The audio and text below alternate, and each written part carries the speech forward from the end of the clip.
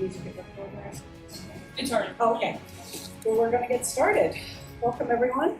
This is a regularly scheduled meeting of the Land Use Committee, meeting in the nice air-conditioned 205. I'm Andrea Kelly. I'm the chair of the committee. With us in the room at the table, we have Vice Chair Tariq Lucas, Alan Lobovitz, Mark Laredo. I should say their wards. Tariq is from Ward 2, Alan is from Ward 6. I know you don't need hands up. Mark Laredo, President of the Council from 7. Stephen Farrell from 8. On Zoom, we also have Councillor Downs from Ward 5. And I think that's it for now. For the committee, we also have other councillors on. I see Julia Maliki there. And I will welcome others as I notice you, or people can nudge me. We have some, and here entering the room right now is Councillor Randy Block from Ward 4. We also have members of city staff with us. We have our acting clerk for this committee tonight, Cassidy Flynn. We have the planning director, Barney Heath. Online, we have other planners, Kat Kemet and Katie Lewell, and Joe Iadenisi. I think that's it. Remind me if I miss anybody. We also are doing a joint meeting, at least for the first proposal tonight, with the Planning and Development Board, and we are joined at the table with the chair, Kevin McCormick, who's going to introduce his committee members. I'm the chair, Kevin McCormick. With me is Daily. On Zoom is Lee Breckenridge and Dean. And Barney is a submission. Thank you.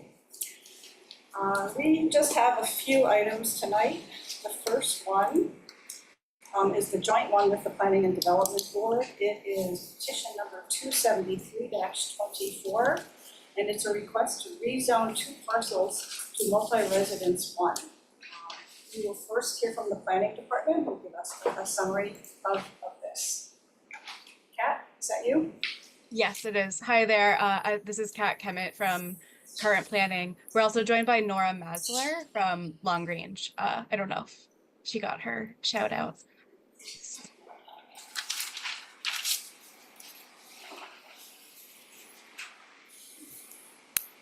All right, hopefully everyone can see and hear me. Let me know if not.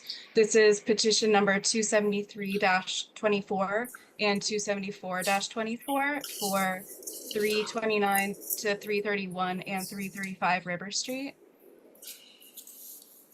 The petitioner seeks to combine 2 parcels on River Street and rezone them from single residence 3 to multi-residence 1. They plan to demolish the existing buildings on those lots and construct 6 attached single-family dwellings in 3 separate buildings. In addition to the rezoning, the project requires 2 elements of special permit relief. That is to allow the use, which is attached single-family dwellings, and to reduce the required parking stall depth for several parking stalls. For this item, we are joined by the Planning and Development Board.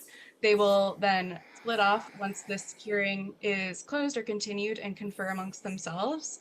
When they are ready, they will also either continue or close their meeting. And once they have the information they need, they will provide a recommendation on the rezoning aspect of this project to the committee.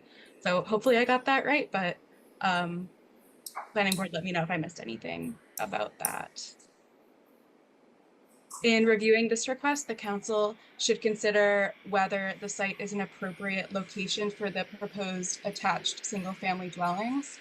If the proposed single-family attached dwellings will adversely affect the neighborhood, if the proposed single-family attached dwellings will create a nuisance or serious hazard to vehicles or pedestrians, if access to the site over streets is appropriate for the types and numbers of vehicles involved, and if literal compliance with the parking requirements is impracticable due to the nature of the use or the location, size, frontage, depth, shape, or grade of the lot, or that an exception would be in the public interest or in the interest of safety or protection of environmental features. This is an aerial view of the area. The parcels are located on River Street in Auburndale, not in Anthem. My apologies for the error in the memo. Most parcels to the north, east, and south are zoned residential with a mix of business and multi-residential use to the west. The area is mostly residential in character as well to the northeast and south. And there's more of a variety to the west with commercial uses across the street on Rumford Ave and a restaurant to the left that is in a direct abutter. This is the existing site plan with the 2 lots and the 2 dwellings on each lot, 1 dwelling on each of the 2 lots. The petitioner intends to rezone the combined parcel to multi-residence 1. So the following analysis assumes that the combined parcels will be rezoned and held to the applicable standards in MR1. So the lot is 28,534 square feet in size. Each lot has its own driveway under the current configuration. The site has approximately a 5% slope upwards that runs up from the front left to the rear right of the parcel. And there is grass, shrubs, and several mature trees located on the site now as well. This is the proposed site plan. The petitioner proposes to demolish the existing dwellings on the lot and construct 6 attached single-family dwellings in 3 separate buildings. Lot coverage is proposed at 24.6%, where up to 25% is allowed by right. The open space will be 54.9%, where a minimum of 50% is required. So no relief is needed for those aspects. It also does not need any relief for setbacks. They are proposed at what is allowed by right. The units will be located in 3 different buildings with 2 units in each building. In total, the gross floor area will be 13,251 square feet. The units range in size, but they will each be roughly 3,200 square feet. That includes attached garage space, basement, and the attic half story. Each unit will also have exclusive outdoor space and an outdoor patio as well. FAR does not apply to single-family attached dwellings, but as a point of comparison, if this was a single-family home on the combined parcel in SR3, the project would have an FAR of roughly 0.46, where 0.36 is the maximum that would have been allowed by right. This is a layout plan provided by the petitioner. I think it's just a little bit more simple and easy to read than the civil plan. So this shows that a new curb cut and driveway will be constructed towards the middle of the frontage on River Street. So the existing curb cuts will be closed and reworked, and it will just be this one driveway. Each unit will have 1 garage space and 1 surface stall. All 6 of the surface stalls require relief for insufficient depth. The civil plan shows that there will be 8 tandem surface parking stalls at the back here. So the 4 that are required to meet the zoning requirement need relief because they're proposed at only 18 feet, where 19 feet is required. In our memo, we noted that the amount of parking at the rear could be reduced from 8 to just the 4 that are required, which would mean that less paving would be needed, and they would be able to meet the 19 feet depth. So they would no longer need that relief. I'll quickly go through the elevations. This is building A, which is to the front right from River Street. The buildings will have a maximum height of 35.6 feet and 2.5 stories. There are 2 units in each of the buildings. Each unit has 1 garage stall and 1 surface parking stall. There will be 1 parallel parking stall along the garage entrance of building A, so that will be on the right. And it is proposed at only 19 feet, where 21 feet is required for a parallel parking stall, so it does need relief. This is building B. This is to the left, closer to River Street, and the garages for this building face out on the garages for building A, so the garages face each other. It has a similar configuration to building A, 1 garage, 1 parking stall, and that parking stall also needs relief because it is only 19 feet where 21 feet is required. This is building C. This is the rear building at the end of the driveway. There are 8 the 8 tandem parking stalls are proposed in front of this building to the left and right of the garages. 4 of those parking stalls are needed to meet the minimum parking requirement, not 8, and they are all proposed at only 18 feet. The petitioner has provided a landscaping plan, which includes plants and shrubs towards the interior of the site and along the driveway and parking areas, as well as the perimeter of the site. It indicates that the driveway will be paved in non-permeable material, while grass pavers will be used for the walkways that lead to each of the units. We recommended using pervious paving when possible to minimize the amount of impermeable surface. There will be a 6-foot tall vinyl fence around the rear and side property lines and some interior vinyl fences to divide the outdoor recreational spaces for each unit as well. There's a retaining wall proposed along 3 sides of the property. So it's proposed along the left and right side and much of the frontage of the property, with the exception of the driveway. Because no portion of the wall is shown at or above 4 feet, the wall system doesn't require any zoning relief. We did note in our memo that it is a pretty extensive retaining wall that may have the ability to alter the natural flow of water on the site. So just something we wanted to flag for discussion. Based on the contour and the retaining wall elevations in the plans that were submitted, we can also tell that there is going to be some regrading on the site, and portions of the site will be raised several feet from their current elevation. No zoning relief is needed for that regrading work, but it may result in dwellings that are at a higher elevation than surrounding homes. So staff have requested that the petitioner provide sections to better illustrate the potential impact that regrading might have. So we haven't yet received those illustrations, but that is something that we would like to see if there is a future meeting on this.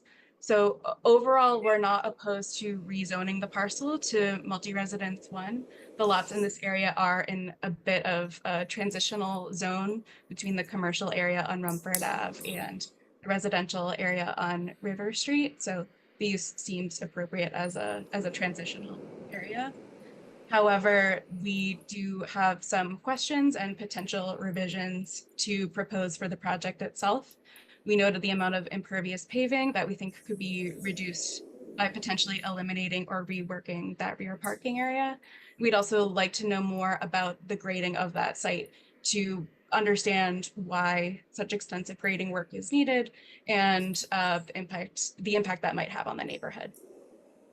So that was a lot from me. I'll leave it there and look forward to any questions you folks have. Thank you very much, Kat. We're going to hear from the petitioner's team as attorney, but before I do that, I'd like to welcome Councilor Susan Albright, who's joined us on Zoom from Ward 2. Mr. Morris, is this going to be you doing this? Can we, Alan, come to one that I want to share a presentation? Yeah, you should be able to do that. Gave you special table, yes. Tuesday. Cassidy set this up for you.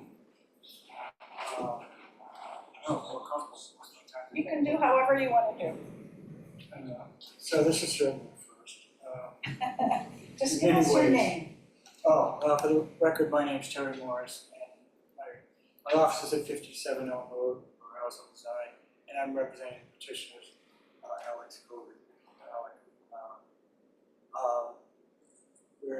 So, I want to start by saying that before we even, filed anything permanently, we did reach out to Councilor Block, and we arranged a neighborhood meeting, leafleted the neighborhood, and had what I thought was a very informative and receptive neighborhood meeting before we started the process. I say that because one of the most significant changes that we made to the project emanated from that meeting, and that had to do with the parking. Now, I know that the city for some time now is trying to de-emphasize parking. Number of parking waivers that have been granted certainly increased. I think I did receive, regarding something in zoning and planning where we want to eliminate parking under certain circumstances. Totally. So I'll get to explain, that, but I'd rather start with the presentation. Now you see the streetscape. The house to the far left is 335, and the house in the middle partially shielded by the trees is 329, 331, which is a non-conforming two-family house. That was really the driver here, that use that was plunked down in the middle of this parcel. Immediately to the right, you'll see the driveway that accesses the house, but in the far right, you'll see a stand of trees. That stand of trees is particularly important because I know that there was a concern expressed by Ms. Kemet in the planning department report about the impact of the project on adjacent properties. At the appropriate time, when we get further into it, I'll explain that really there are only 3 properties that abut us. 3 on James Street, and 1 tangentially over on Lexington. And the 2 properties on James Street, 6 and 12 James Street, are actually 1-story ranches. But I think if you're talking about having a profile of how our buildings fit on the site in context, remember, on the right-hand side, on the west side, is a parking lot associated with the restaurant. And on the other side is, as I said, 6 James Street, which is on a corner lot where the house is actually oriented to James Street. And because of various reasons, wherever the owners were, they basically granted this significant screen that shields the property from view from the street. So to that extent, that property as a residential use does not contribute to the residential streetscape. Having said that, I prepared this slide only to emphasize a couple of points. Kat did a great job summarizing the rationale. We obviously thought gave considerable thought to the zone that was worth most. And we felt that really, for all the reasons that have already been stated, that this is truly a transitional zone. The one thing I would add to that analysis is that the multi-residence 1 district does allow for different housing types, and I think it's significant that single-family attached dwellings are allowed by special permit in that district. And we particularly propose this development because we think single-family attached are the one housing style that is most compatible with single-family detached. And so that's why the project is set up the way it is. There's the zoning map, which basically confirms the various uses to the east, the west, our business at the intersection with Rumford Ave. You see the business on the corner, which abuts us immediately, and across the street diagonally, there's more business on the east side of Lexington Street. Further up, you see the shaded areas. Those indicate actual land uses. Even though those lots are zoned single residence 3, they are in fact non-conforming 2-family houses. Okay, next slide. We jump right into the big issue. Now, we're very much attuned to the fact that retaining walls and grade changes have become a very hot item before the city council. Won't get to where it all started, but granted, raising grade and retaining walls. So I thought it's significant, and this is why this sheet is particularly relevant. Historically, there are 3 conditions under which it has become necessary to raise the grade on a building site to construct residential homes. Those are the 3 factors: high water table, severe topography, and something which most people don't think about, and that is the volume of street traffic. All 3 conditions are present in this project. Any one of those conditions has been used in the past to justify raising the grade. But when you raise the grade, inevitably what the result is retaining walls. Next slide, please. First, we'll talk about the impact of high water table impact on grade change. The city stormwater ordinance, the first 2 bullet points are actually taken right out of John Dagman's memo. talks about the stormwater ordinance requiring a 1-foot separation between the underside of the basement slab and seasonal high groundwater. But also, additionally, there's a 2-foot separation required between the bottom of the proposed infiltration system and the groundwater. Both of those things taken together mean that you have to raise the grade, obviously, to stay out of the groundwater. Now, in bringing that point to this project, for optimum utility, the infiltration systems have been installed just back of the sidewalk where the original grade was at its lowest point and where the water table was at its highest, necessitating a grade change. The next slide will show the actual. I realize, folks, this is a busy thing, but I want to point out that at the very bottom of that screen, you'll see some boxes, 9 unit boxes to the right, 6 units to the left. Those are the underground infiltration systems. And they were there largely because of the topography. As we know, as Kat has pointed out, there's a significant grade change running 12 feet going from the southwest corner to the northeast corner. And water is naturally going to flow in that pattern. I think we'll show that. Severe topography, we should talk about the second. Back. We'll try it all together. As noted in the planning report and shown on the plans, there is indeed a 12-foot topographical change, as I just said. The change, however, becomes more severe as you move beyond the site to include properties further up James Street, 22 James Street, 26 James Street, and on Whitmore Road, where the differential increases to as much as 20 feet. Here we get that. This is basically showing the water actually flows down, the arrows are pointing up, but you get the idea that the topography rises. And that's the neighborhood topography. This is another topographical map, which actually you can see the topo lines are indicating changes in grade. And as you get further up into the northeast, you can see those lines get smaller and smaller and smaller. And that is because the grade gets steeper. It's significant to note, I can't bring it up here, take my word for it, at 22 James Street, which is the third block, third house up, right there. That elevation is 10 feet higher than the elevation on our property established for our first floor. So that building is actually going to has a 10-foot head start if you're talking about the relative heights of the buildings.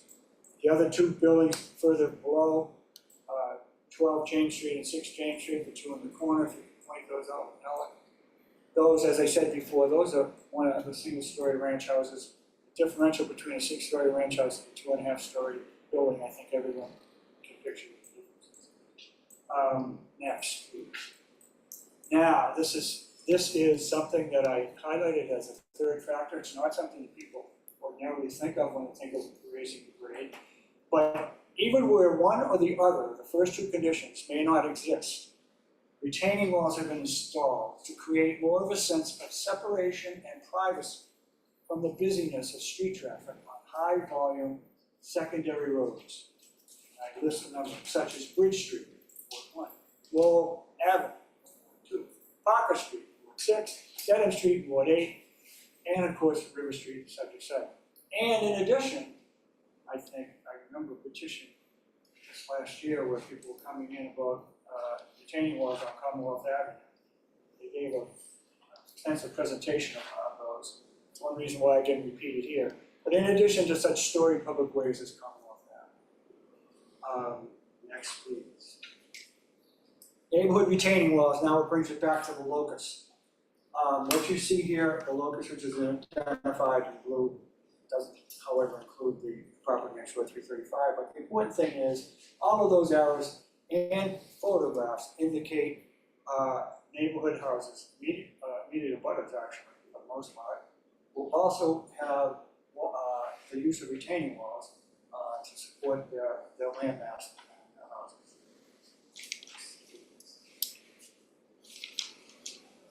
Here we have the examples, as I said. One thing for me to put forth without giving you some pictures. This is on Bridge Street, basically looking north.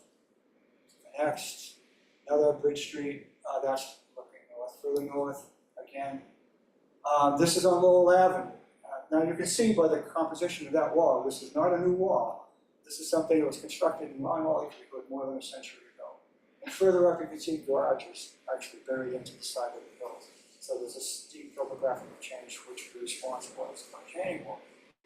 I think there's another Lowell Avenue. Another Lowell Avenue coming a little further up, closer to Commonwealth Avenue, the same condition exists. Steep topographical change, and the way they dealt with it was to deal with retaining walls. In some cases, those retaining walls are greater than 4 feet. I think this is, too fast. I do. 1:06, I think we forgot. I should have one. This is actually Parker Street. Parker Street.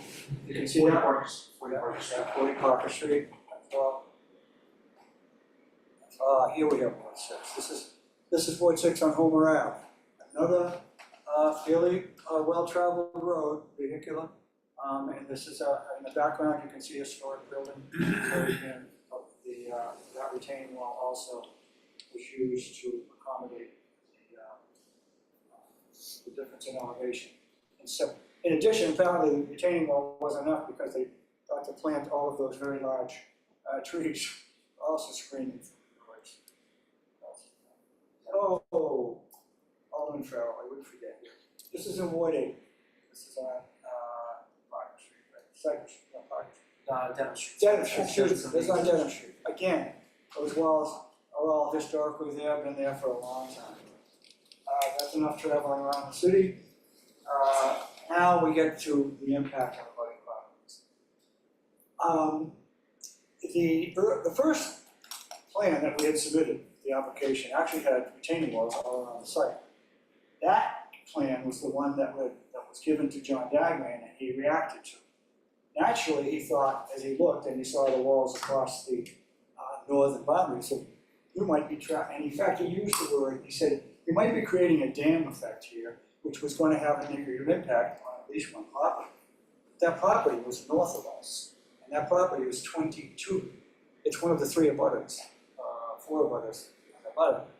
So the first thing we did was to take, and I looked at we looked at some of those things were like 18 inches, 12 inches, or so. We wiped away all of those on the back, brought them down, we illuminated, brought the walls down to wherever they could be comfortably accommodated by natural grading. What that did was, that essentially took away that issue that somehow that there was going to be a problem with pooling and ponding, because now the water is free flowing.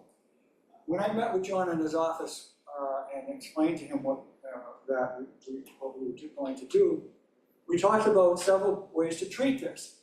One of which was to create rain gardens, which I think we have in the rain garden, I think across the street, the library. We have a rain garden as you walk in. A very nice natural element. We obviously didn't have the time to actually work that out, but that is certainly one possibility to do in addition to the groundwater underground reception systems that we have on the site. So the water flows down. We presented the stormwater report. We're capturing all of the water on the site. So we don't think that there's any danger of ponding or that there's any negative impact, because if you look, the natural flow is away from our boundaries on the north and the east. Here we have, this is just a close-up. This is the tree line in front of 6 James Street as its frontage on River Street. And you can see, you can't see the house. Other things to consider, few cleanup items. Let's go to the parking lot. Let's go. Actually, one good plan would be this, the River Street. Oh, you want us, well, we already did that. Yeah, we already talked about Yeah, we talked about that. So, a few cleanup items. I think that Kat mentioned that he's talking about FAR. I just wanted to correct one thing, Kat, you did a great job. But this property is big enough so that it could be subdivided, it has enough frontage and enough land area to be subdivided to 2 roughly equal 14,000 square foot lots. 14,000 square foot lots in an SR3 zone, so FAR of 38. Minor. But you see, Now, we come back to the parking issue. Well, first of all, I want to say that we have taken to heart the suggestion of the planning department, and we have basically all those parking spaces that are shaded in gray, the ones that are there accommodating 4 cars on either side of the driveway. Those are going to be grass pavers. Now, I understand, I learned this somewhat more recently, that the engineering division has some skepticism about what happens when you use grass pavers, and what happens if it's a condominium and people come in and they decide they want to repave everything and suddenly the grass pavers are not functional. The answer is quite simple. If it's a condominium, we can certainly institute language in the condominium document that prohibits the installation of hardscape over what otherwise would be pervious pavers. Now, why do we have parking in that? We originally only had 2 cars on either side and a minimum of 2 cars for each of the 6 houses. The neighbors, and you've heard this argument before, not argument, but you've heard this concern expressed about, well, where are you gonna park? Where the visitors gonna park? They'll be parking on the street, is it? So we said, we can accommodate additional parking, let's look at it. So this is the result. We put that parking in there largely because of the concerns expressed to us at the neighborhood meeting. And, however, we are sensitive to the fact of too much asphalt, or lot coverage, or hardscape. And so that's why we requested the waiver on the parking stall dimensions. 9 by 19, I think, has been, for some time now, has been generally recognized as being overkill for a parking design. I know a number of petitions I've been involved with, and others that I've seen, parking waivers down to 18 or less have been granted. We have proposed 16-foot spaces, 16 in length, to basically accommodate 2 cars, 18 cars. 18 is 18. I think it's 18. I think so too. Yes. Now, But I think We'll chat about that. well, all of this is negotiable. In the landscape plan, I do want to point out again, because I want to say that we took to heart the planning. The UDC, we were quite pleased with the analysis and recommendation that they gave us. They said that the layout, it was glowing actually, I was shocked. That the layout actually creates a village feel, and so we were very pleased with having been able to achieve that. But they also talked about, they didn't like the parking next to the houses. You see those spaces there next to the houses? The planning staff, I think, pointed that out in the memo. I can tell you personally, and I hope I don't get fired for saying this, I agree. I don't think they work. But anyway, in anticipation of some critique of that, we did come up most recently with some alternatives to consider. And that was to take those spaces away from the house and actually put them in front. I don't know if it's possible to blow that up. But you can see the original plan, let's compare the original with the original. Take the landscape. Yeah, the landscape is really big. So here's the landscape plan. I hope that, yeah, okay. You can see the walkways. We have the walkways coming off the drive.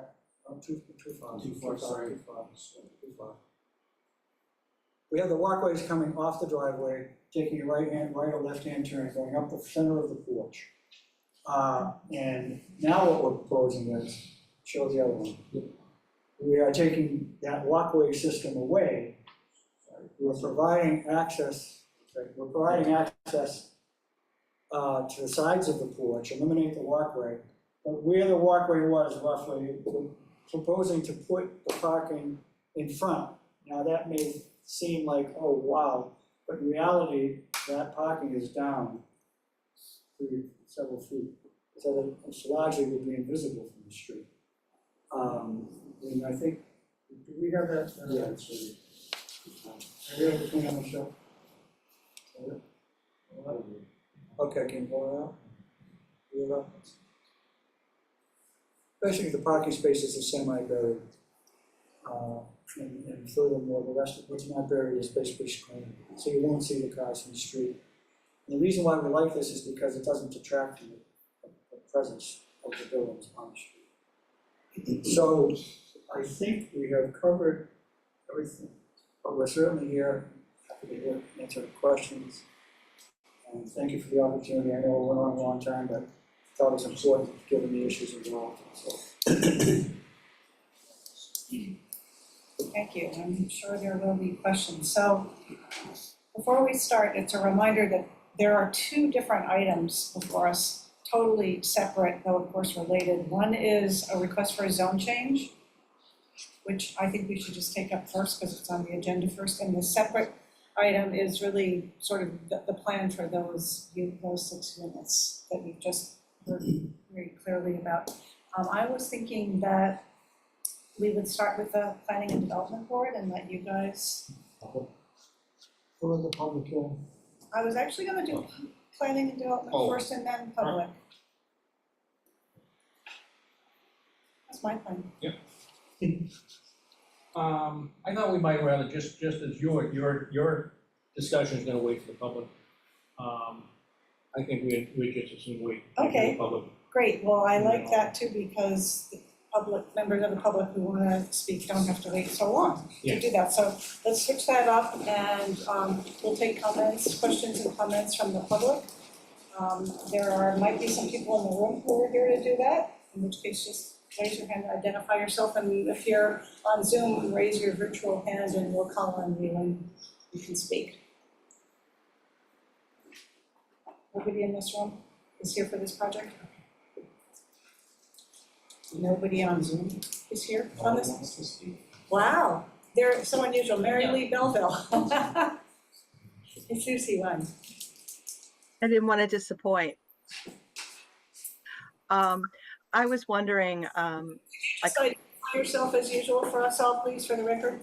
of course, Mary Lee Belleville, 136 Warren Street. I'm just tuning into this and I would like to hear more, particularly from the committee. Is it okay to reserve a right to speak after I hear those comments? Sure. Thank you.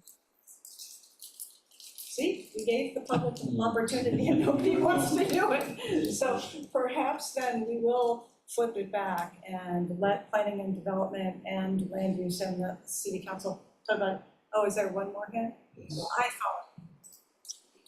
Just accept the request that's been sent your way, iPhone. Hello. My name is Andrei Nupriu. I live on River Street, 12.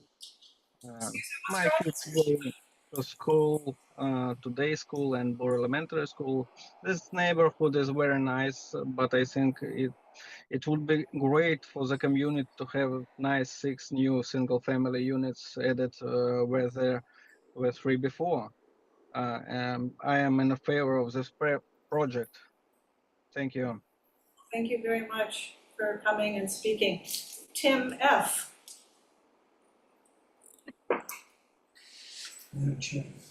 Hello, sorry, 1 second. Just trying to enable my video. Can you see me? Can you hear me? Yes, you're very loud, actually.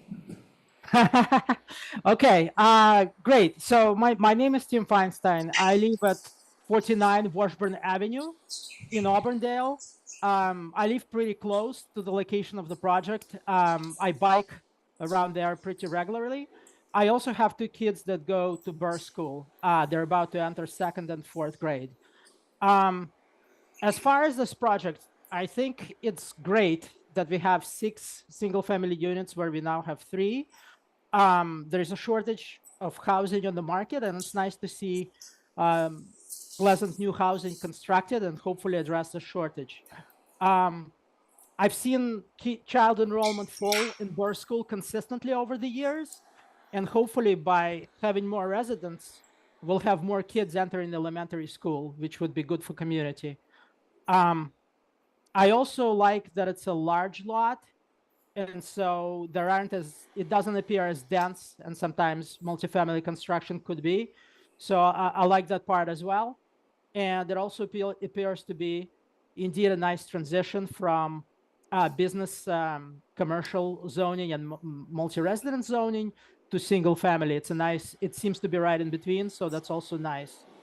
And I think as far as parking, I think it's nicer to have more parking spots than less, I think, just because if you have kids, and as the kids, I'm just projecting, I guess, but if when your kids grow up and they start driving, you know, those two parking units, garage and the units in front might not be so comfortable, and we can't park overnight in Newton during the winter, nor would we want to take the streets parking anyway. But yeah, basically for all these reasons, I'm in support of this project, and I hope this can be figured out and move forward. Thank you for your time and consideration. Thank you, Tim F. Next, we have M. Ward. Hi there, thanks. I'm kind of with the Could I previous. just stop you for 1 second? Could you just give us your name and address, please? Oh, sorry, Margaret Orr, 957 Washington Street.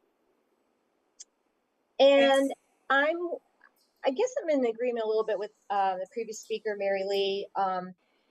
You know, I'm kind of sitting back listening to the committee, and maybe they have finer, you know, maybe they will make questions and poke at this a little bit more with you know, discernment, and because they're more knowledgeable of our zoning code or whatever. But so I look forward to the feedback from our committee.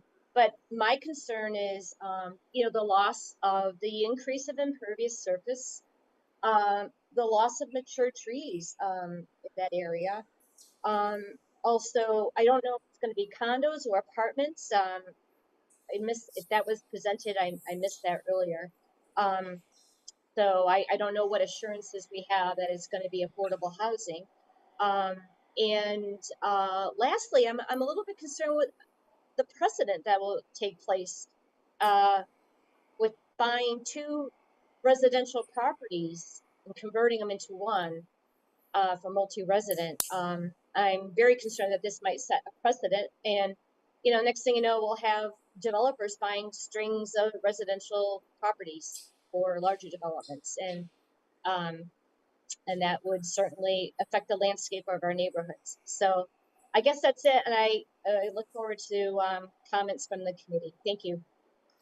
Thank you, Ms. Ward. Anybody else on Zoom who would like to make a comment or ask a question? I don't see any other hands up right now. So now I think we will take it into the Planning and Development Board and the City Council. Can we speak up to the people here? Oh, I thought I had asked if there were people in the room who wanted to. Well, my name is Selson Gary, I live on 6 James Street. Oh, okay, neighbor. And to me, this project is too close to them for the land we have, 28,000 square feet. In the old days, I live out there for 57 years now. The old day of the single ranch is over 10,000 square feet. I think the six apartment is close to them. And then when I get up, the birds are confused. It's traffic. It's when I get out, on the right side of the park, on the left side of the park, when you come around the curb, it's overflow traffic here.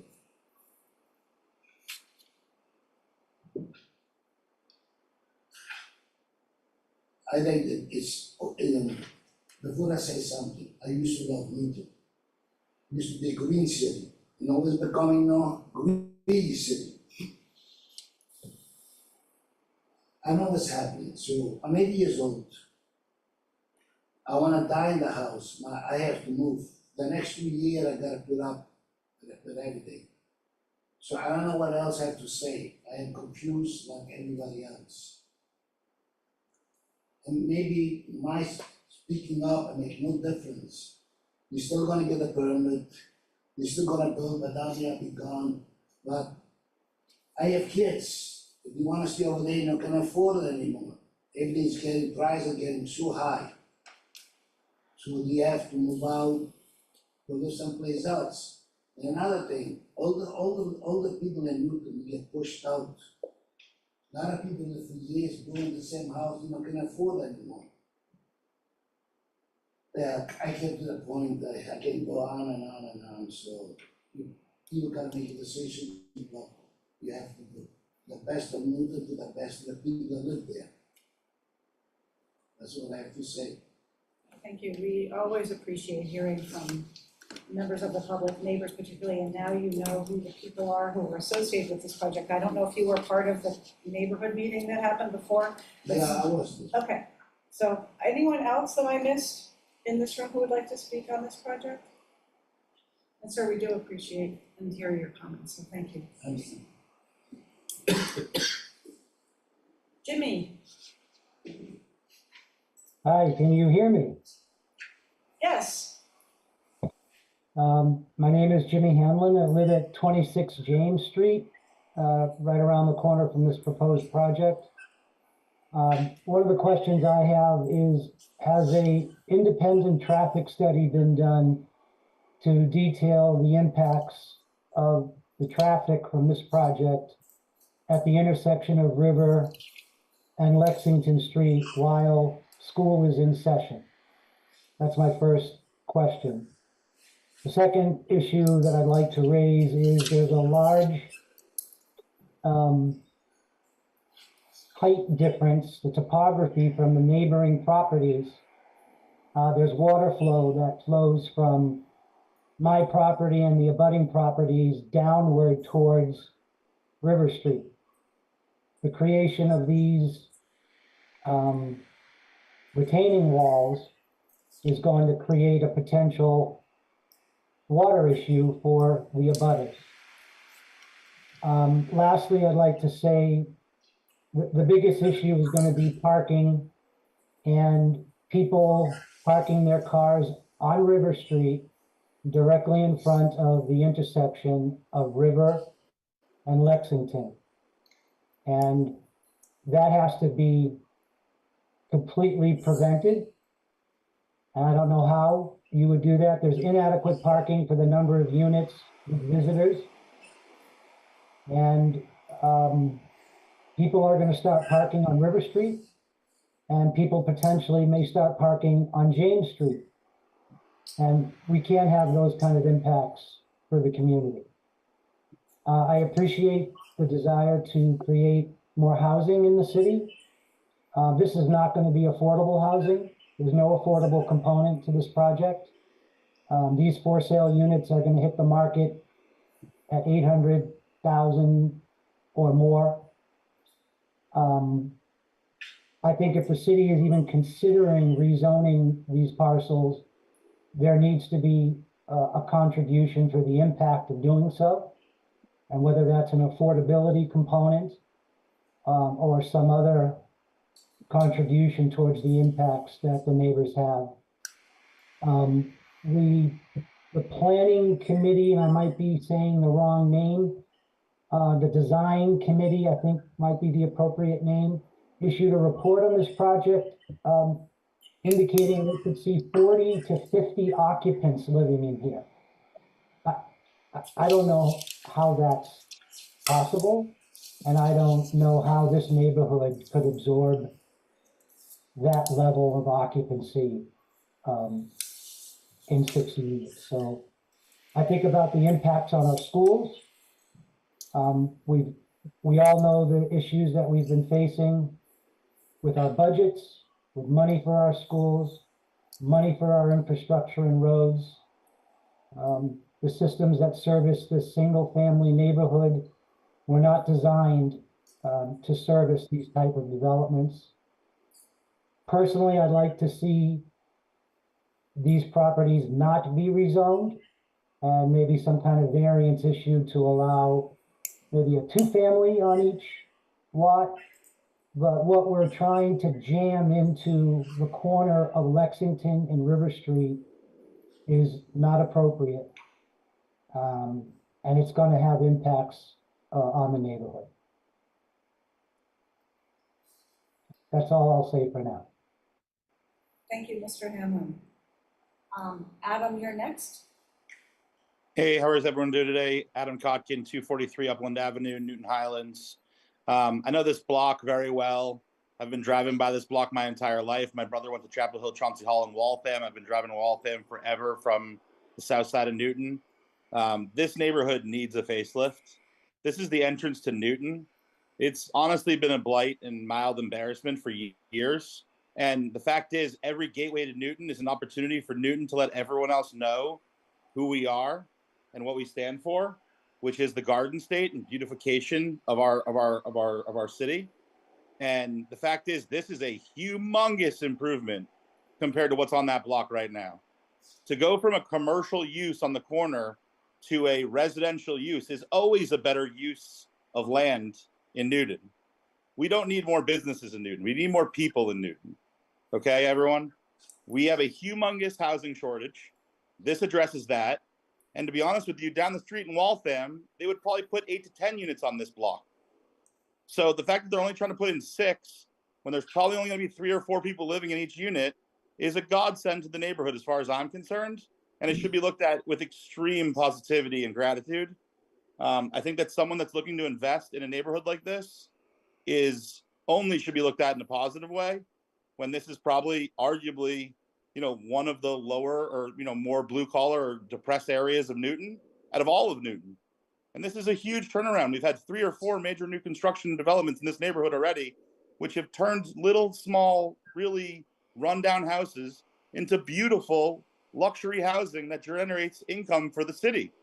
The gentleman that spoke before me talked about generating income for the city. How do you think you generate income for the city? It's by taxing these properties.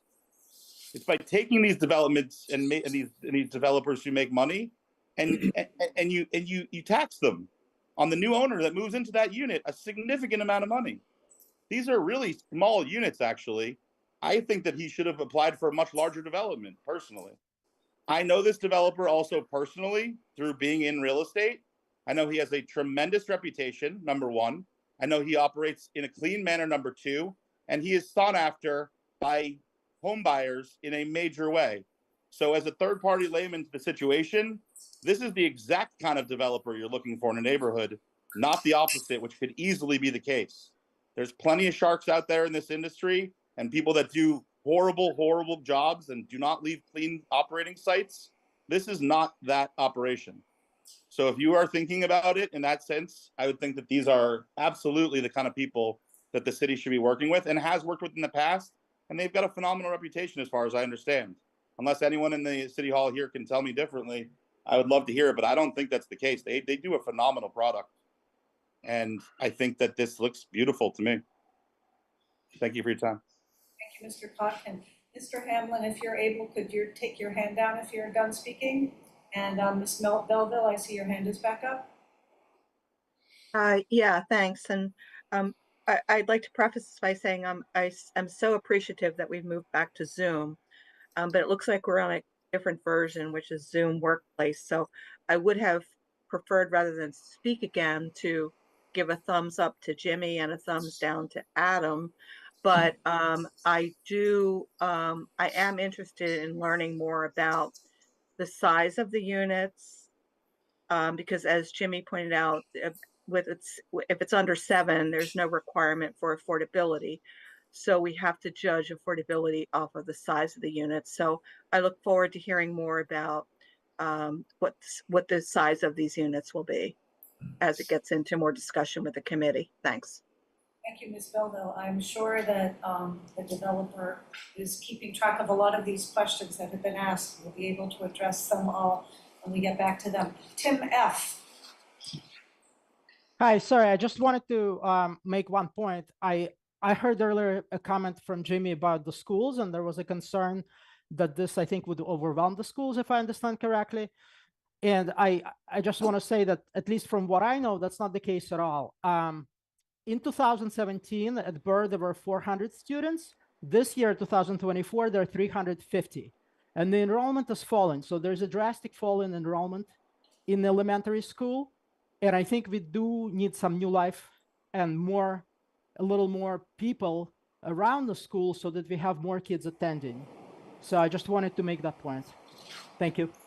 Thank you again, Tim. Anybody else from the public in the room or on Zoom who would like to speak? And if not, we are now going to move to Planning and Development Board to let them discuss it and ask questions and throw your ideas and perspective around. Thank you, Madam Chair. I am in favor of more housing. I think we need more housing in Newton, and we need more housing everywhere. It'd be nice if it's affordable, but just more housing is going to help the situation. To do that in Newton, you have to increase zoning in places. And the issue is where to increase the zoning and how much. And this looks like a perfect place to me. It is in transitional, and on Lexington Street, it's a very much denser area. And so it is perfectly in a transitional area to do. And it's not a significant, it's from SR1 to MR2. It's an increase, but it's not a huge increase. So I just think that this is a perfect place to change the zone. I'm Ed Daly, a new member of the planning board, and I just have several, I think they're basically questions for consideration as we all go forward. The first question I had is about the height of the perimeter wall. There was a suggestion, at least as I read it in the planning memorandum, that it may be more than 4 feet. And that clearly needs to be specified. Second, flooding issues. Frankly, from my perspective, I think there was a conflict between engineering and planning concerning, to begin with, the perimeter of the wall. And I heard my good friend, Mrs. Morris, who used to be a member of the Board of Aldermen in the 19th century. But that new information was provided, and the back does not have that, but that still raises, at least from a lay reading of the engineering report, that there are considerable concerns about the path of groundwater. And living myself in a neighborhood where we're the only house that doesn't get flooded because we don't have a basement. I think that's a real concern that we should be aware of. The last is, I would like to see the massing of 3,000 square foot units compared to the neighborhood houses, in particular the immediate abutters. I live in a 2,000 square foot unit, and it's a single family house, and I'm just using that by the basis of personal knowledge. 3,000 square feet's pretty large, and I would just like this, I think, as particularly the land use committee goes forward with this, to have a sense of that massing as it relates to the abutters. So I think those are the concerns that I would ask my colleagues on the planning board to consider, and certainly the others. Thank you, Mr. Daly. Ms. Kemet, I see your hand up. Do you want to speak now, or shall we go to Lee Breckenridge, who's a member of the Planning and Development Board, who's had her hand up? It's up to you. This will be quick. But Go ahead. Okay, I just wanted to hopefully answer 2 of those questions. There is no portion of the retaining wall that exceeds 4 feet, so it does not need relief. Hopefully that answers that. And the discrepancy between the engineering review memo about the extent of the wall and our memo is, I tried to explain that in the memo, but maybe that didn't come across. I was working on newer information than engineering was. The applicant has submitted some revisions to their plan since they submitted to engineering. So they have submitted the updated plans to engineering, but it was only last week. So engineering has not had time to send over a revised memo. I was working off newer information than they were. Hope that helps. Thank you. I think we will also do wrap up of answering questions after. More will probably be asked by P&D and by the Land Use Committee. Ms. Breckenridge, please go ahead. Thank you for being on screen. I guess my questions are related to Ed Daly's. They have to do with water and water management on the site, and the interrelation between the water and drainage questions and the construction of the retaining walls. I'm not sure I understand everything that's been reconfigured, given that the new plans have been generated, but not, as I understand it, not provided to us. This is an area with some significant topography to it. I'm not sure if I completely understand the, first of all, the implications for someone walking on the street. What's a person walking through, a pedestrian going to experience this lot like, especially given the way that the retaining walls are being designed now and the way that the lot is being elevated, maybe in order to deal with water issues. This is speaking more, I guess not regionally, but in terms of a number of blocks, this is really close to the streams that go into the Charles River, into old filled wetlands immediately across the street down there on River Street, and of course the dump. There have been changes in topography there, but there's also it seems like some new changes in topography being brought about by the way this is being designed. So I guess I'm just asking for more information about how water is being managed, whether the water management is going to meet all of our concerns about impacts off-site, and how will this be aesthetically from the street once all these different requirements are complied with. Thank you.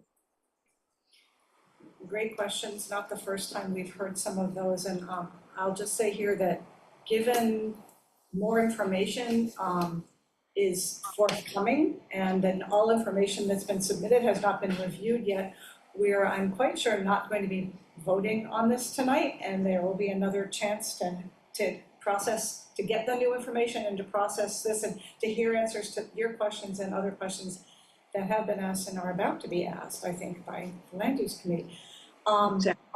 P&D? I think so. You're all set, Amy? No requirement to.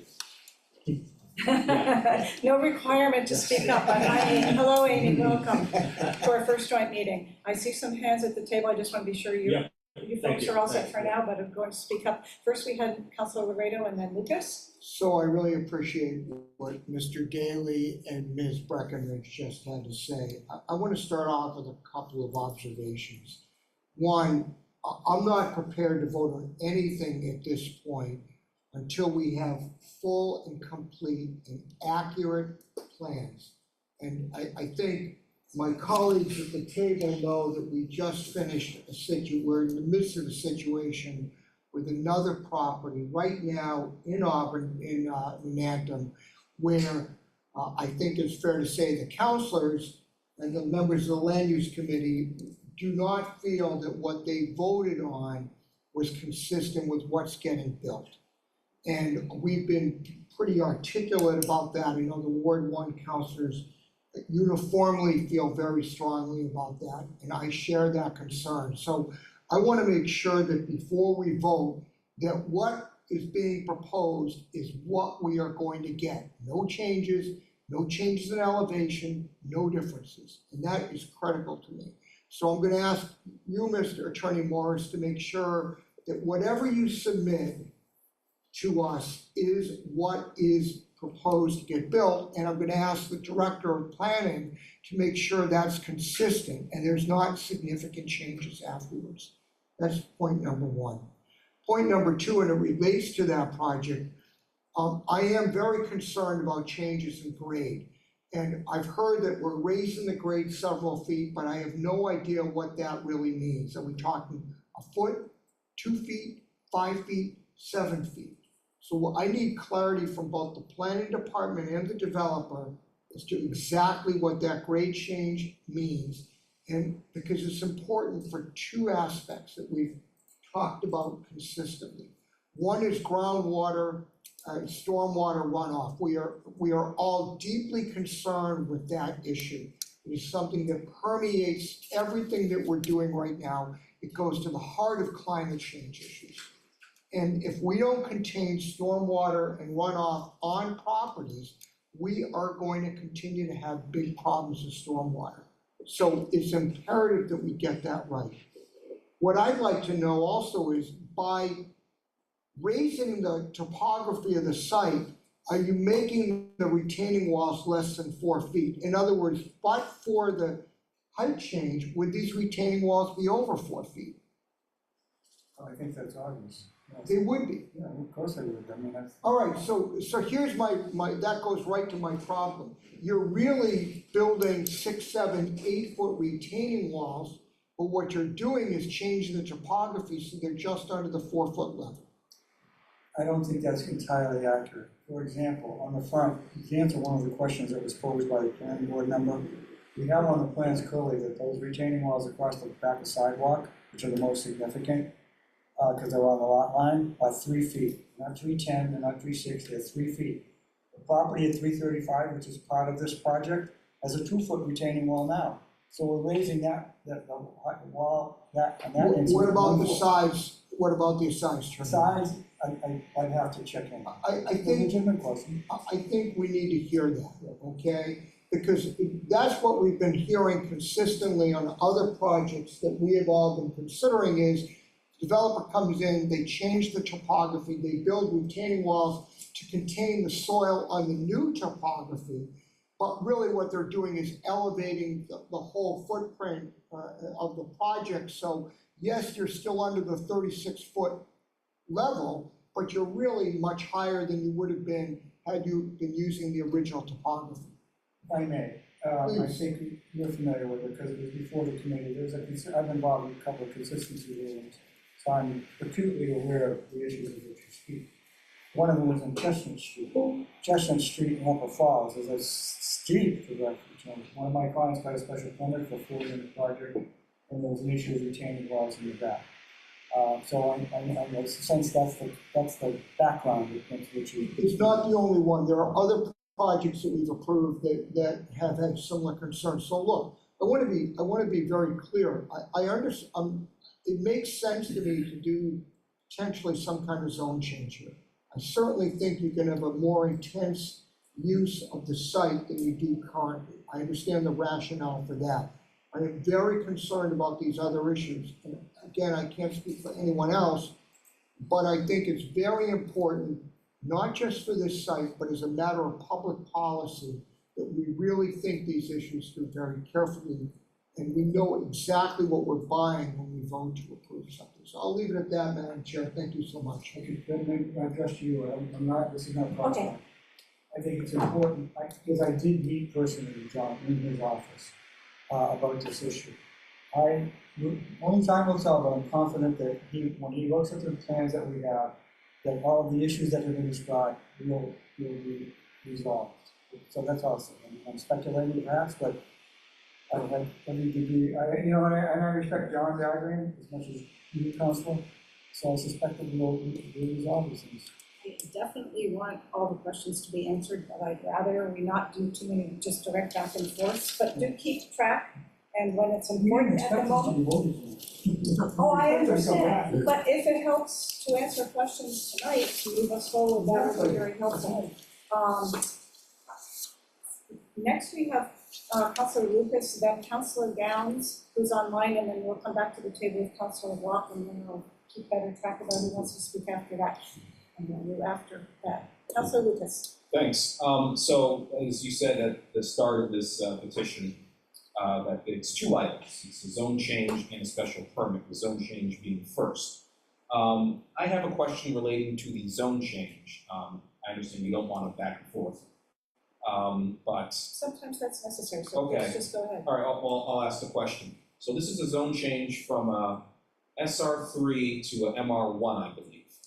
And my question is this development allowed in the SR3 zone? Because when I was reading chapter 30, it said single family attached is an allowed use with a special permit. So I was just, can we get some clarification on that, please? Preferably from planning, Ms. Kemet. that use requires a special permit no matter what zone it's in. I think the standards in the single residence zones are much stricter than the MR1 zones. I think lot size being one of them, you may need, I think, I don't know if it's half an acre or an acre, but the standards are much more strict in the single residence zones than the MR1 zones for single family attached.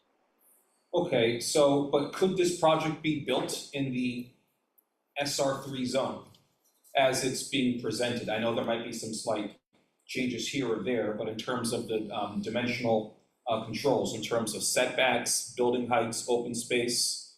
I'd have to take a closer look, but I don't believe so. I think they would need some tweaks.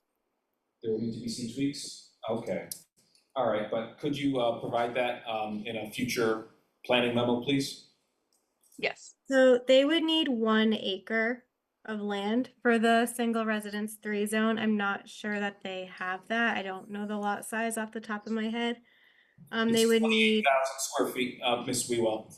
Okay, so they don't have the lot area for the proposed building type. I don't think they have the lot area per unit, which is 10,000 square feet for SR3.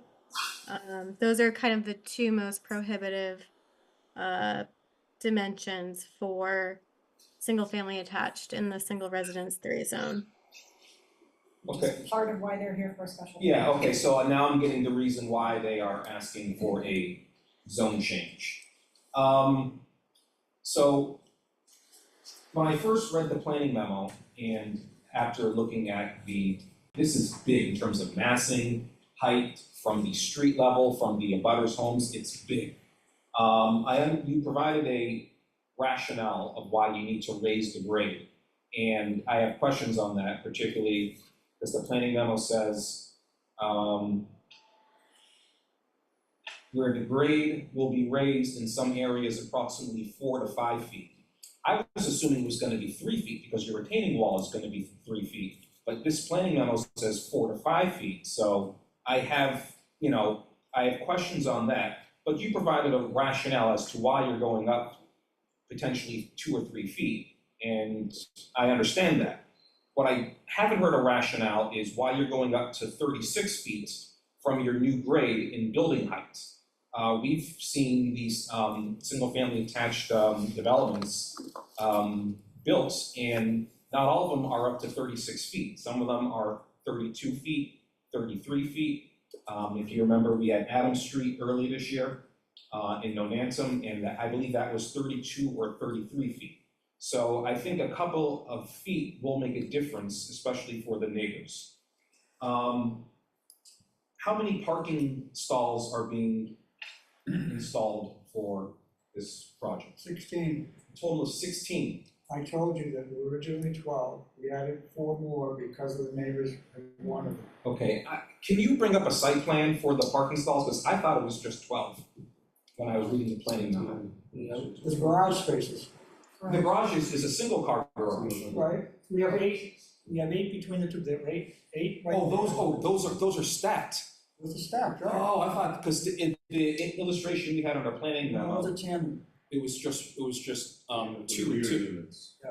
So you have 8 in that middle section, and then you have 6. There's 6 garages. So that's 8 plus 6 garages. is 14. Right, and then the 2 sides. You're adding 2 more. At the end, next to the house, which we're proposing to move in the front. Okay, so it's a total of 16. I thought it was 12. I misread the memo, so. 16 seems heavy to me. It seems heavy. I thought it was just 12, and I said 12 would have been fine, but 16 seems too much to me. And I'm one of those counselors who isn't a fan of the parking waivers, but 16 for here seems like a lot. It seems like a lot. That's a lot of guest parking.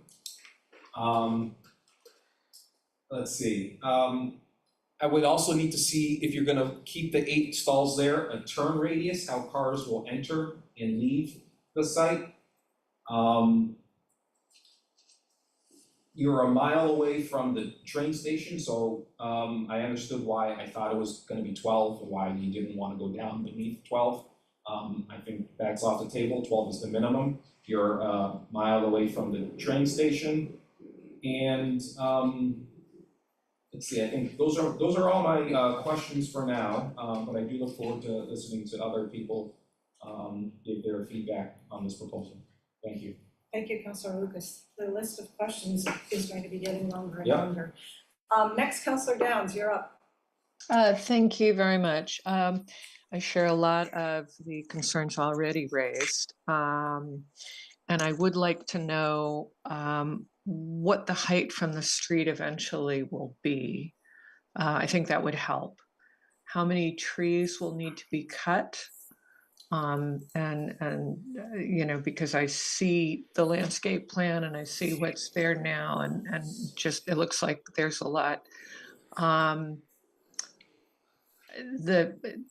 I see the retaining walls will be 3 feet, but I got to understand the massing when it comes to the moving of the earth moving. I understand the reasons for it.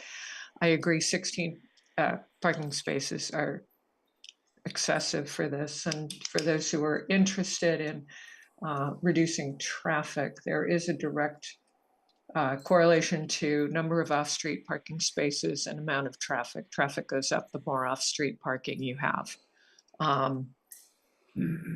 I'd like to see a sketch of how the proposed buildings would look in relation to the next door building there on the right, just to get a sense of, you know, before we go into this, how big that will look. It's ingenious putting the parking below the retaining wall. I need a better idea of how that will look. I usually don't like to see parking in the front setback. And I'd prefer fewer parking spaces total. And those are my questions. Everyone else has asked the other questions or raised those concerns. So thank you very much. I do appreciate the cottage cluster type. Oh, the other one I wanted to know is how many square feet each of these units is exclusive of the garage? Thank you. Sorry, could you say that last question again? Councilor Downs? So it has been raised in the comments from the public, but I'd like to know how big the units are in terms of square feet, living space, not the garage space.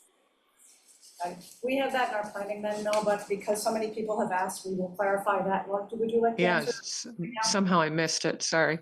It's in there. Happy reading. It's a variety of over 3,000 square feet, is what I remember. They're 34 to 3,700, something like that, I believe. I'm not sure. With the garage. That's the clarity between the Yeah, right here, garage there you go. space. You could also verbally speak to it while we're waiting to look at your visual. So, Terry, I don't know if we could speak on this, but when you remove the garages, all of these units will be under 3,000 square feet. Great, thank you. Also, Councilor Downs, thank you for reiterating that. I couldn't quite hear it, and I just wanted to be sure we heard everything you had to say. Councilor Block. Thank you, Chair. I want to thank the developer and Attorney Morris for their presentation. It's a very interesting development that you're proposing. It does attempt to use these two properties in a different way than they've been used in the past. I also want to thank the neighbors who've spoken here tonight and who've spoken on Zoom. As Chair Kelly said, we're highly unlikely to make a final vote tonight, so the public hearing will remain open. So we'll remain receptive to your comments, and we take them very seriously. This is a very sensitive geographical location in this part of Newton. Lexington, the intersection of Lexington and River Streets gets a lot of traffic. The recycling center is on Rumford, across the street. There's a lot of traffic to and from Waltham. The border is really right there, right around the corner. So we're very mindful of the traffic. I think somebody had asked for a traffic study. I don't know if this is large enough to really want a full-blown traffic study, but we're very mindful of the implications. We all want more housing. We wish housing prices would come down. I think that's a little bit out of our control, unfortunately. But we'll see just what can reasonably be done with this property, given all the constraints that we're under. I just want to sort of comment for everybody. I am personally, I think our entire committee is very aware of trying to balance all of these factors. So we appreciate all the analysis and the comments and all the rest. The chair specified that we have two items before us. We have a zoning change and a special permit petition. And I really want to try myself, especially, maybe others can too, focus on the first item, which is the zoning change. The special permit petition is dependent on that, and we really need to try and analyze what it means for this property to be rezoned from an SR3 to an MR1. And I'm interested in the planning department's analysis of that. I took the point that Kat Kemet mentioned verbally, but was also written in the report, that this assumes the MR1 zoning change will be approved. I think we need an analysis that doesn't assume that, that assumes that there is no zoning change. What, how much of this project can be built? How close could the petitioner come to developing something? Maybe it's not 6 units, maybe it's 5 units. I don't know. I don't want to prejudge where we end up on that. But I think we really need to try and separate these things. We are not the Zoning and Planning Committee, which normally evaluates zoning changes. But because this is a simultaneous request, it's all coming to us to evaluate. And that means, this is more for the public, I know the committee is aware of this, for the zoning evaluation, we are not sitting as a quasi-judicial forum. We are sitting as legislators. And we can listen and think about it as long as we want to. We are under no time constraints. And I know the petitioner is fully aware of the distinction between a zoning change and a special permit petition. And I'm trying very hard to separate these two, because for me personally, I think these functions are very, very different. So the zoning changes, I'm interested in both the planning department and everybody's evaluation of the significance of just the zoning change in and of itself. And I realize there are a lot of dimensional differences. Presumably they're there for a reason, that this city over time has stipulated we're going to have different requirements for different types of zoning. And before we leap into this, I think we just need to figure that out. Now, I wondered about this transition in other commercial areas in Auburndale. And I'd appreciate the planning department's comparison of this relatively small, it's not considered a village center, not quite sure what we call it, Cap's Corner is the name, but it isn't as large a commercial center as, say, Auburndale Square. So what are the transitions around Auburndale Square to the residential area? And just a cursory look on my part, it didn't seem like there were any transitions. It went right from BU1 or BU2 to an SR3, SR2. So there was no additional transition. Now, maybe we should have transitions, and that's the kind of discussion that I'd like to hear from really everybody. Should we have transitions? What they should be? How big are the transitions? And that'll help, I think, it'll help me anyway, try and come to grips with just what the zoning request means to us. So those are how I'm thinking about this right now. That's all I have to say for now. I want to hear what everybody else has to say. Thank you, Councilor Block. Before we move on to Councilor Lebovitz, I may have misheard you, or I heard you correctly, and I want to slightly reply to something you said. I thought I may have heard you say that normally zoning and planning committee would be handling the request for a zone change. Not when it's combined Okay, with a because special I wanted permit. to make it clear No, I everyone- didn't mean, no. But in case anyone else heard it that way, Sure. this is the appropriate committee for this request because it is paired with a special permit, and this is what we do. And that's why we're doing it this way right now. Yes, but we have had very few examples this year anyway like this. So True. we normally do not get a simultaneous zoning request, and therefore we Since sit. this board came into being, we have not. We have certainly in the past. No, and I memo was forwarded to us all, I- using Riverside as a precedent for this kind of thing, which I'm sure Yeah. you all read. So anyway, I don't need to take more time now. I will have some comments and questions again, but let's go to Councilor Lebovitz. Well, I think Councilor Block articulated pretty much everything that I wanted to say about the zoning change. I think we do need to drill deeper into that and precedent, what it means, what other, do we have to do that in order to create housing that's close to this?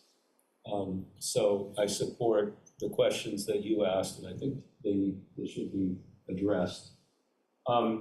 Just a couple of small points.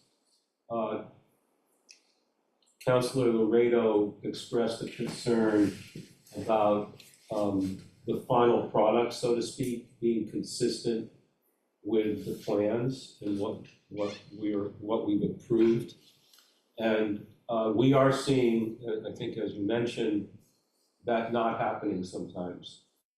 I was at a recent meeting and it was pointed out that, if I got this right, perhaps Barney, you could comment because I think you can say you organized or chaired that meeting, talking about Clinton. And there was a discussion about that there were civil engineering plans and there were architectural plans. Renderings, excuse me, renderings. And they didn't completely match. One, please correct me. No, you're. So far, okay. Yes.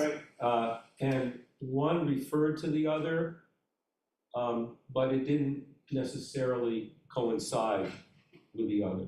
And that was a big concern on the part of residents.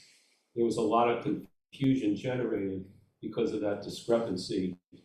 And I'm not sure this committee would address that, but I'm very concerned about that because we are seeing more of that the final product, it doesn't match what we approved. And so at some Just to point. clarify that, in particular with the renderings, and it was brought up earlier tonight, the grade change issue, I think is really important for the committee to understand and to be able to see it visually, which is what we asked the petitioner to provide. I think in the previous example, that was the issue, was the grade change. I think the renderings didn't show it accurately. The plans that were approved by the land use committee and the city council did show it accurately, but the two weren't together. So I think that is important, and I think in the future, starting today, all of the plans should be clear. And just a small point, we visited the site today, and maybe I'm wrong, Councilor Block and Councilor Farrell perhaps can correct me, but I think I saw some very old, large trees had already been cut down. And I don't know what is going on with that, whether that conflicted with the tree ordinance or what, but I'm very concerned about this, lot clearing before we even approve the final plan. So, Remember that's on it. I'm sorry? The tree warden issued a permit for all of this. Okay. The tree removal permit was sought. And what would be the consequence of the removal? We're replacing with about 40 plus, great trees, oak trees and maple trees, so. Okay. Those are being replaced. Are you also? Yes. Mr. Farrell, do you want, while we have it in committee, do you have any questions or comments that you would like to make? Lots of answers. But you could add more questions, or they can come back to us for. Okay, great. Councilor Maliki, I'm opening it up to other council members, and it will come back. I still would like to make some comments at the end as a committee member, but Councilor Maliki, why don't you go ahead, especially now that we just talked about trees having been taken down. Right, thank you. The audio isn't great from that room. I guess you're in there because of air conditioning? Yes. Yeah, okay, I missed the joke there with Councilor Farrell. Maybe back me up later. First I had a question, just to clarify. I'd like to understand the parking, 16 spaces, 6 units, 1 space for each unit is from the garage. And how are the other spaces distributed? Are they all allocated to particular units, or are a certain number of them guaranteed to be sort of shared visitor parking among the 6 units, depending on who has visitors?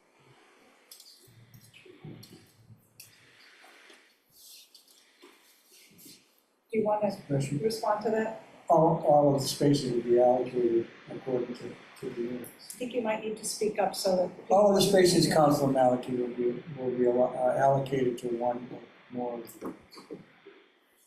So there's no guaranteed visitor parking, I think you're saying. Is that correct? Units in the back, the 4 units in the back actually have sufficient configuration because they're tandem parking will allow people to basically use their additional space as visitor parking, because there are 4 spaces beyond the 12 that are necessary. So there are actually 4 visitor spaces. The question becomes in the condominium, whether those spaces are considered as a block available to first come, first serve, or whether they're assigned to each of those 4 units as having a visitor space. That decision has not yet been made. Okay, so just walk me through it. So 16 spaces. Right. How many units have how many spaces? 12 of them will be allocated, 2 to each unit. The other 4, the disposition of those 4 spaces has not been determined. So they might be allocated, at what point would? Yeah, they would be available if someone felt that they wanted to, a visitor space, a third space for visitors. If they had 2 cars, it's not meant to accommodate 3 cars, I can tell you that. Well, not meant to, but could could one unit end up owning 4 cars? No. But a unit, Unless they make a decision, they work it out with a. These are exclusive, right? These are the exclusive roads, exclusive use spaces. So it sounds like these 4 visitor spaces are somewhat still up in the air. It has not been determined yet. They may be The swing using them. space, the best, the Swing swing space? spaces. Yeah, we've been getting so much feedback, but Yeah. there's one side of it that says one thing and then the other is the other, so it's really, So it's not determined yet. and this is. We don't know whether you may decide you want fewer spaces. And this is to the question about the difference of plans, I mean, this is why we have 3 or 4 different options on this. But we wanted to bring this up to this team here, so you guys give us the feedback. But at the end of the day, to the point, one of the counselors, we do wanna have a direction where it makes sense, because otherwise, coming in with another 5 different options is gonna be overwhelming for everyone. So and I think, is it 12 spaces, it's 16 spaces, definitely can accommodate, but we understand why not. I mean, I think it needs to be some sort of meeting. So original plans had 12 spaces, 1 garage space, 1 outdoor parking. Dedicated to. If I could just interject on the parking issue, when you met with the neighbors, this was That was their primary one of the concern, biggest problems. and that's because parking on River Street is either not allowed or unsafe. Yeah, those If are that intersection cannot support that, so people living around the corner on James Street who already have their own parking congestion issues, wanted to make sure that this development could sustain itself, and that's why you adjusted your parking plans and why you're getting different comments. No, you should share, so. Yeah, I was going to speak to that too. We've seen this in other congested areas. We've seen this in other projects on River Street. We've seen the neighbors be concerned about having their driveways blocked, dangerous parking situations, no parking on the street. If you have a kid or a family member or a friend over for dinner, where are they gonna park? So that's why there's gonna be some back and forth. We have members of the public and members of the city council who don't, Councilor Downs talked about, extra parking causes extra traffic. So there's that side, and then there's the concern over the neighbors of where are your guests gonna park? So I'm not sure if you're gonna have a direct answer to that, but I understand the split and I understand why you did it, and I appreciate that you had that meeting and that you did provide parking spaces to help the neighbors not be so concerned about parking on their streets or traffic jams. There is an issue that we would like feedback. And that is the issue because it affects, the submitting plans that are approved and being built. We had originally 2 spaces, only 2 spaces for each of the 2 units in the front house. And one was a garage and one was alongside of the house. We've talked about, there's been criticism of the proposed space next to the house from both the UDC and planning and internally. So we've proposed an option about, we would like some feedback on that. If you say you don't like the ones next to the house, do the ones in front compensate for that? And we can go down that road and have that issue, etched in stone. That's one of the points I like to get to when I get to my Okay, sorry. comments. No, that's okay. I hope we're gonna try and wrap up as much as we can to give you some direction to move forward. Ms. Belville, I see your hand up again. Councilor Mello, are you still? Yeah, I did have some more comments as well. Sorry, go ahead. Just to finish up on the parking, I think adding the extra spaces is not going to relieve the visitor parking concern if they can all get eaten up by the spaces of the people who live there. So I think it would be important to have some of those spaces be basically up for grabs for visitors and not dedicated to a unit. But my other comments were to do with the grade changes, and I don't totally understand without being able to see a 3D visualization of this. What I also would like to know the kind of the finished height from street level, but more generally, it seems like the need to raise the grade is being driven by the water table and the need to put the containment system and the basement floor at certain heights above the water table. I'm getting the sense from so many basement flooding calls and emails that there's some places that maybe shouldn't even have basements that have basements. And I'm wondering if it's so necessary to raise above grade to accommodate a basement, maybe there shouldn't be basements. It seems like we keep sort of, I don't know what the word is, overhauling the land to accommodate buildings instead of building to fit the contours of the land. There's a lot of houses in Newton that were built to fit the contours of the land. And my other comment was that this is really a big ask because the rezoning itself, combined with a special permit, it's going from what would be 2 units by right, 1 on each property, to 6 units combined. And for that type of change, I would want at least one of the 6 units to be an affordable unit.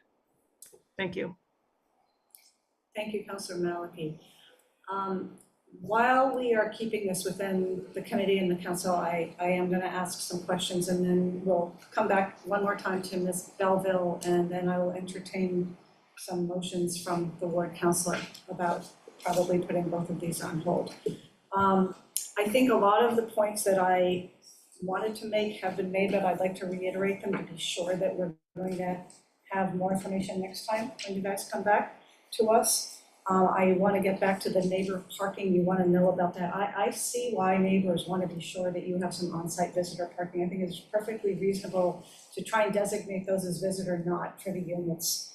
I don't want the neighbors to feel like their street and their driveways are going to be blocked. Personally, I think that that's a good idea, and I like that it's grass and pervious.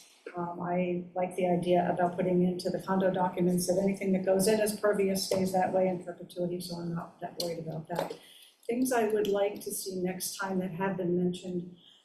I'd like to see some massing renderings that do show what this is really going to look like in terms of the grade and the massing of the building, including the height.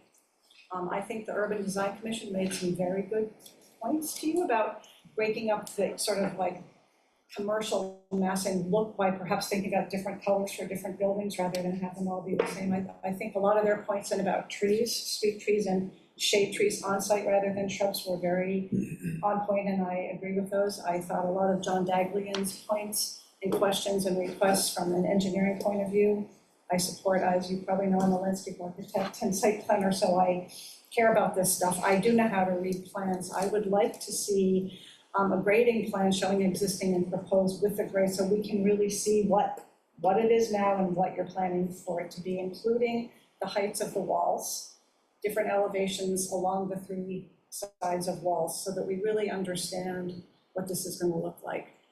I think Lee Breckenridge raised it, many of us have, as did John Daglian. The whole water flow drainage thing needs to be, I think we really need to understand that. I know that's really up to John Daglian, but we care too because it's one of the things we hear most about from neighbors is how is this going to affect me? Is this going to fall onto my property? Is it going to flood my street? What's my basement going to be like? So having a better handle on that will be good.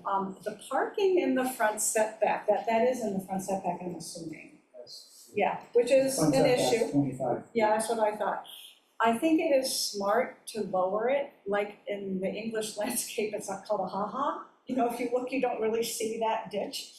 But if the wall is 3 feet high, cars are higher than 3 feet high, so they're not really going to be totally hidden. They will be somewhat submerged. But again, I would love to see that in a rendering. Like, what will really the street view be like for people walking or driving by? Will we see the top of cars? Yeah. We're planning to put shrubs there. There's so much. Good to know. Yeah, no, I mean, Yeah. we have, like you said, we need to. And those sort of the topographic and massing models that I think many of us want to see so we can visualize this better. Someone else made the point about in context of the neighbors, like how much taller, bigger, higher, larger is this going to be than in context with the existing neighborhood? I'm not saying it has to be the same because sometimes things are different with change, but let's at least understand what it is going to be impacting. The project that several councilors have been referring to with grading things, part of the problem there was that the neighbors really were shocked at what's being built. It's not at all what they expected. So I think the more information and visuals we have on what you really plan for this to look at. Another problem with that project, I believe, is that we, the land use committee, didn't see the same plans that other people saw and that are being permitted. So to Councilor President Laredo's point, we really want to be sure that it's consistent. Architectural plans, renderings, civil site, what gets submitted is all the same, and we understand it, and the neighbors understand it, and we're all looking at the same thing. So those are just some of my comments and questions, and I look forward to having you back. Ms. Belville, thank you for hanging in here. Do you have a few closing comments as a member of the public? Yes, thank you. And I very much appreciate you allowing me to postpone most of my comments because I really learned a lot tonight. And I get that what we're talking about right now, the item is like about the zoning change. And the next item, which we haven't even gotten to, is about the land use, special permit change. The primary question I asked was answered, which was, what's the size of these units? And if I followed it correctly, we were meant to feel more comfortable that none of them were going to be larger than 3,000 square feet. That's crazy. That's crazy. If I'm looking at a decision to rezone, I'd like to know what the public benefit interest is. And I know Councilor Maliki talked about she'd like to see at least one more unit so it could cross over into the affordable. But at 3,000 square feet a unit, I'd like to see a lot more than that be affordable. So that was my reaction to when I heard about the size of these units. Because if we're going to put this much massing on a piece of property or two pieces of property, they're being combined, I think we should see a lot more housing and a lot more affordable housing. Thanks. Thank you. Councilor Maliki, you have your hand up again, or is it just left over? I just wanted to clarify, I was not suggesting adding one unit to hit the affordable threshold. I was suggesting. Sorry. That was a mistake. Keep speaking. No, she's muted. I thought I was on. Okay. I just wanted to clarify. I was not suggesting that a unit be added to hit the affordable requirement threshold. I was suggesting that one of the 6 should be affordable in exchange for potentially the rezoning. Thank you. Thank you. Well, what we've seen sometimes is taking one 3,000 square foot unit and turning it into 2 1,500 square foot units. And that's another thing that the petitioners can consider before they come back to us. I just want to point out to everyone that we're approaching 9 o'clock and we're still on this first item. And to clarify something that Ms. Belville said, there are 2 items and we were trying to separate them when we talked, but we have been talking about both of them, both the special permit request, sort of the layout, the site plan, as well as the zone change. I think what we should do now is see if planning and development would like to make a motion for your committee. Do you want to hold this too within your committee? Yes, yeah. Do you want to pull your committee and do that? Sure. All in favor of holding this? Both? Both, well. You only doing the first. Mr. Chair, just to be clear, I'd suggest we make a motion to hold this to the planning board regularly scheduled August monthly meeting on August 5th. Great idea. What do you say? All in favor? Aye. Aye. You're in favor too. That's all in favor. All opposed? Any abstentions? Thank you. Thank you. Did you want to say something, Mr. I want to say Murray? something about the zoning. This may be informative, but it also may give away how long it's been since I sat here. The predecessor to the MR1 zone was something called private residence. a private residence zone allowed for single and two-family dwellings.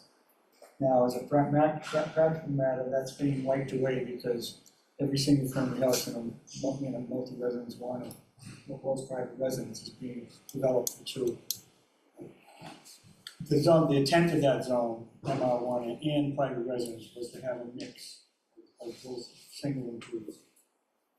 Okay, thank you Thanks. for the good piece of history from the 19th century. No. We just have to laugh a little before not. At poor Mr. Morris's expense. I apologize for that. Where are you going afterwards? I think that the city council and the land use committee is done talking about this tonight too. So Mr. Block, Councilor Block, would you like Yes, to I'd make like to a move motion or to, two? I'd like to move to hold the public hearing open until our next regularly scheduled meeting. On the second motion at the same time, or you wanna do that? I think first? we should do them as two separate Oh. motions. Okay, well, So, that's On the first item, on the Oh. rezoning, holding the public hearing open. I think we can do this on a voice hand vote. All in favor, say aye, raise your hand, aye. Anyone opposed? Aye. You're opposed to holding it? No, I think she. Oh, you're an aye. Well, I said anyone opposed, you said aye, so you're an. I said aye, I said aye. You mean aye to hold it, okay. Is anyone opposed? Or abstaining on that? Next motion. And move to hold the item open. And hold the special permit with us too. Yes. Okay, let's do the same thing, voice vote on that one. All in favor, say aye. Aye. There's just a delay on Zoom. That was what confused me. And is anyone opposed? Is anyone abstaining? Okay, we're going to move on. The next one will be very quick, which is lucky for the people who are waiting so patiently for their project. Thank you for coming. Thank you. Thank you, P&D board, always nice to do business with you. Have a good evening. The next item, is number 275-24, which is a request to exceed FAR and to allow retaining walls exceeding 4 feet height at 8 Everett Street. The petitioner has requested a continuance of this, so this should be an easy vote for all of us. I think we can do this also with a voice vote. Councilor Block, do you want to come back in to vote for this? While you're in the room, we're voting for the continuance for the 8 Everett Street project. All in favor, say aye. Aye. Oh, you're right, you do have to open the public hearing, we will do that, and then we'll vote to approve the continuance. So, all in favor of opening the public hearing on this, item, say aye. Aye. Aye. Opposed? No. No. Next, when it comes back to us, we will take public comments, but I don't think we need to do that tonight, it's being continued.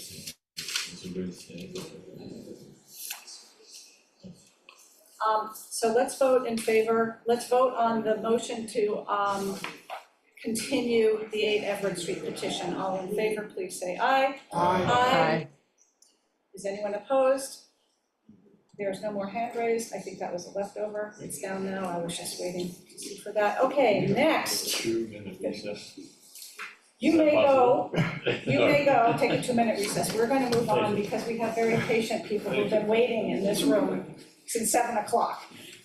Next item is number 276-24, which is a request to allow a garage in excess exceeding 700 square feet at 102 Gordon Road. Mr. Schwartzer. Good evening, Madam Chair, members of the committee. For the record, my name is Franklin Schwartzer. I'm an attorney with the law firm of Schlesinger and Bookbinder at 1200 Walnut Street in Newton Highlands. And I'm here this evening representing my clients who have also been sitting here for a while. Stephanie Anderson, Arthur Anderson. If you guys need to stand up and walk around, that's fine. We also are joined by our project architect, MGP Plus LLC, who is available as well. I know Mr. Ivanisi probably has a presentation ready. I'm happy to show my slides. I'm also happy to have it go. I appreciate it's getting late. Yeah, we usually are not starting with the planning That's department. absolutely It usually saves you some time because they cover it so well. Mr. Iadinisi, do you want to do your planning report on this project? Yeah, absolutely. I'll try and make it quick in case as it's almost 9 o'clock and in case we want to hear more from the petitioner. But this is just a petition for one item of relief, and that is just for the garage to be greater than 700 square feet and accommodate more than 3 vehicles at 102 Gordon Road. As I said, just that one item of relief, and there's a citation in the ordinance. There are 4 criteria, whether or not that's an appropriate location for the use, whether or not the use as developed and operated will adversely affect the neighborhood, whether or not the use as a garage greater than 700 square feet will be a nuisance or serious hazard to vehicles or pedestrians, and whether access to the site over streets is appropriate for the type and number of vehicles involved. I'll look at where it is. It is pretty close to the southwest of your current location at City Hall, just on the other side of the cemetery. It is in the single residence 2 zone and in a pretty heavily residential area, kind of in between Wobbin and Four Corners. A lot of the houses kind of have about the same scale, same build dates, kind of late 19th century, early 20th century for the majority of them, and generally single family in use. Since this is only a discussion about the garage, it's very hard to tell, exactly what this looks like in comparison to other ones, because you can't readily look at a garage from the street and tell exactly how many cars it accommodates, especially if it's below grade, and whether or not it's 700 square feet. So it's difficult to tell whether or not there's other precedents for that in the neighborhood, but certainly there's a lot of garages and a lot of garages that accommodate at least 2 vehicles in the neighborhood. This is a look at the site plan. So there's 2 components to the overall project. They have an existing building permit that is currently underway. And I've provided the building permit number in case anybody wants to reference that later on, take a look at what's going on with that. They can take a look on the portal and see that. But they've added on to the rear of the house and added on the by right part of the garage, as well as a workshop to the rear. That part of the garage is 700 square feet and accommodates 2 vehicles. So that is by right. And then to the rear is an approximately 450 square foot garage that is attached via a wall that separates them. Once that wall goes down, then that becomes the 4-car garage and 1,150 square foot garage. So the piece of relief required for that wall to go down, this special permit is for this wall to go down, and that requires relief to be granted to have that consolidated garage with the workplace. And here's kind of a better illustration from the proposed and existing site plan, where you can very clearly see where that wall is, separating that workshop, separating that garage, and some of the other site work that they've done to add the deck, patio space, and extend a little bit out of where they have historically had their house to the rear. This is a look at just from Google Maps. You can see where the garage is, and you can see from the renderings where that workshop is in the back and where that by right garage is there. Only real difference noticed is just that dormer is shrunk down a bit, which of course is welcome for people to take things lower and make them smaller, as opposed to making them bigger and closer to the limits from the initial plans they submit, so long as it actually still complies with building code. So that's no issue as far as planning is concerned, that it doesn't look exactly like the building permit there. And then to the rear, you see that workshop, and that'll all be one space. So there's not going to be any other additional relief needed, and nothing external. Just that space is going to be consolidated. So I'll turn it over to Franklin or to the committee to talk a little bit more about this or ask any other questions. Thanks very much, Joe. I think Mr. Ananisi covered the main points. This is a by right addition, there are no exterior changes. The only thing that's changing is the removal of an interior wall to give my client more space for his rare car collection, which he collects and races. It's better to have those inside a car garage than outside the elements. So that's the purpose for why we're here, that's what we're looking for, and there's no other relief required. Thank you. All right, any questions from the committee?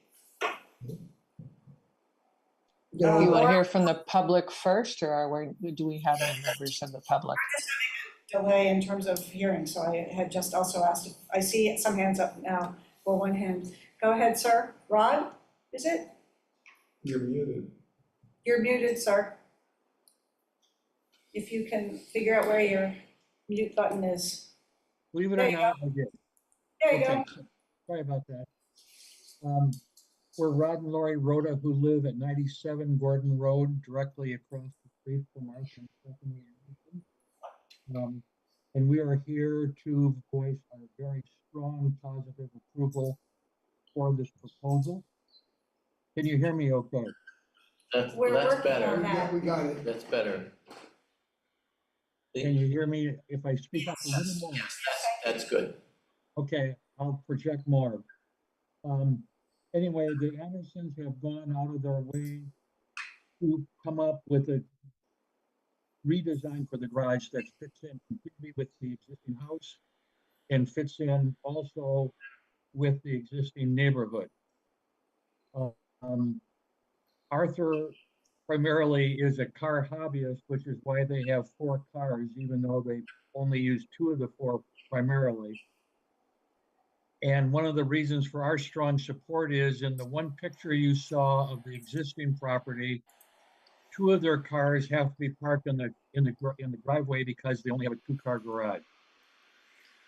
If the proposal is accepted, all 4 of their cars will be able to be garaged and there will be none in the driveway, which from our standpoint, their neighbors, actually will improve the overall aesthetics of their property.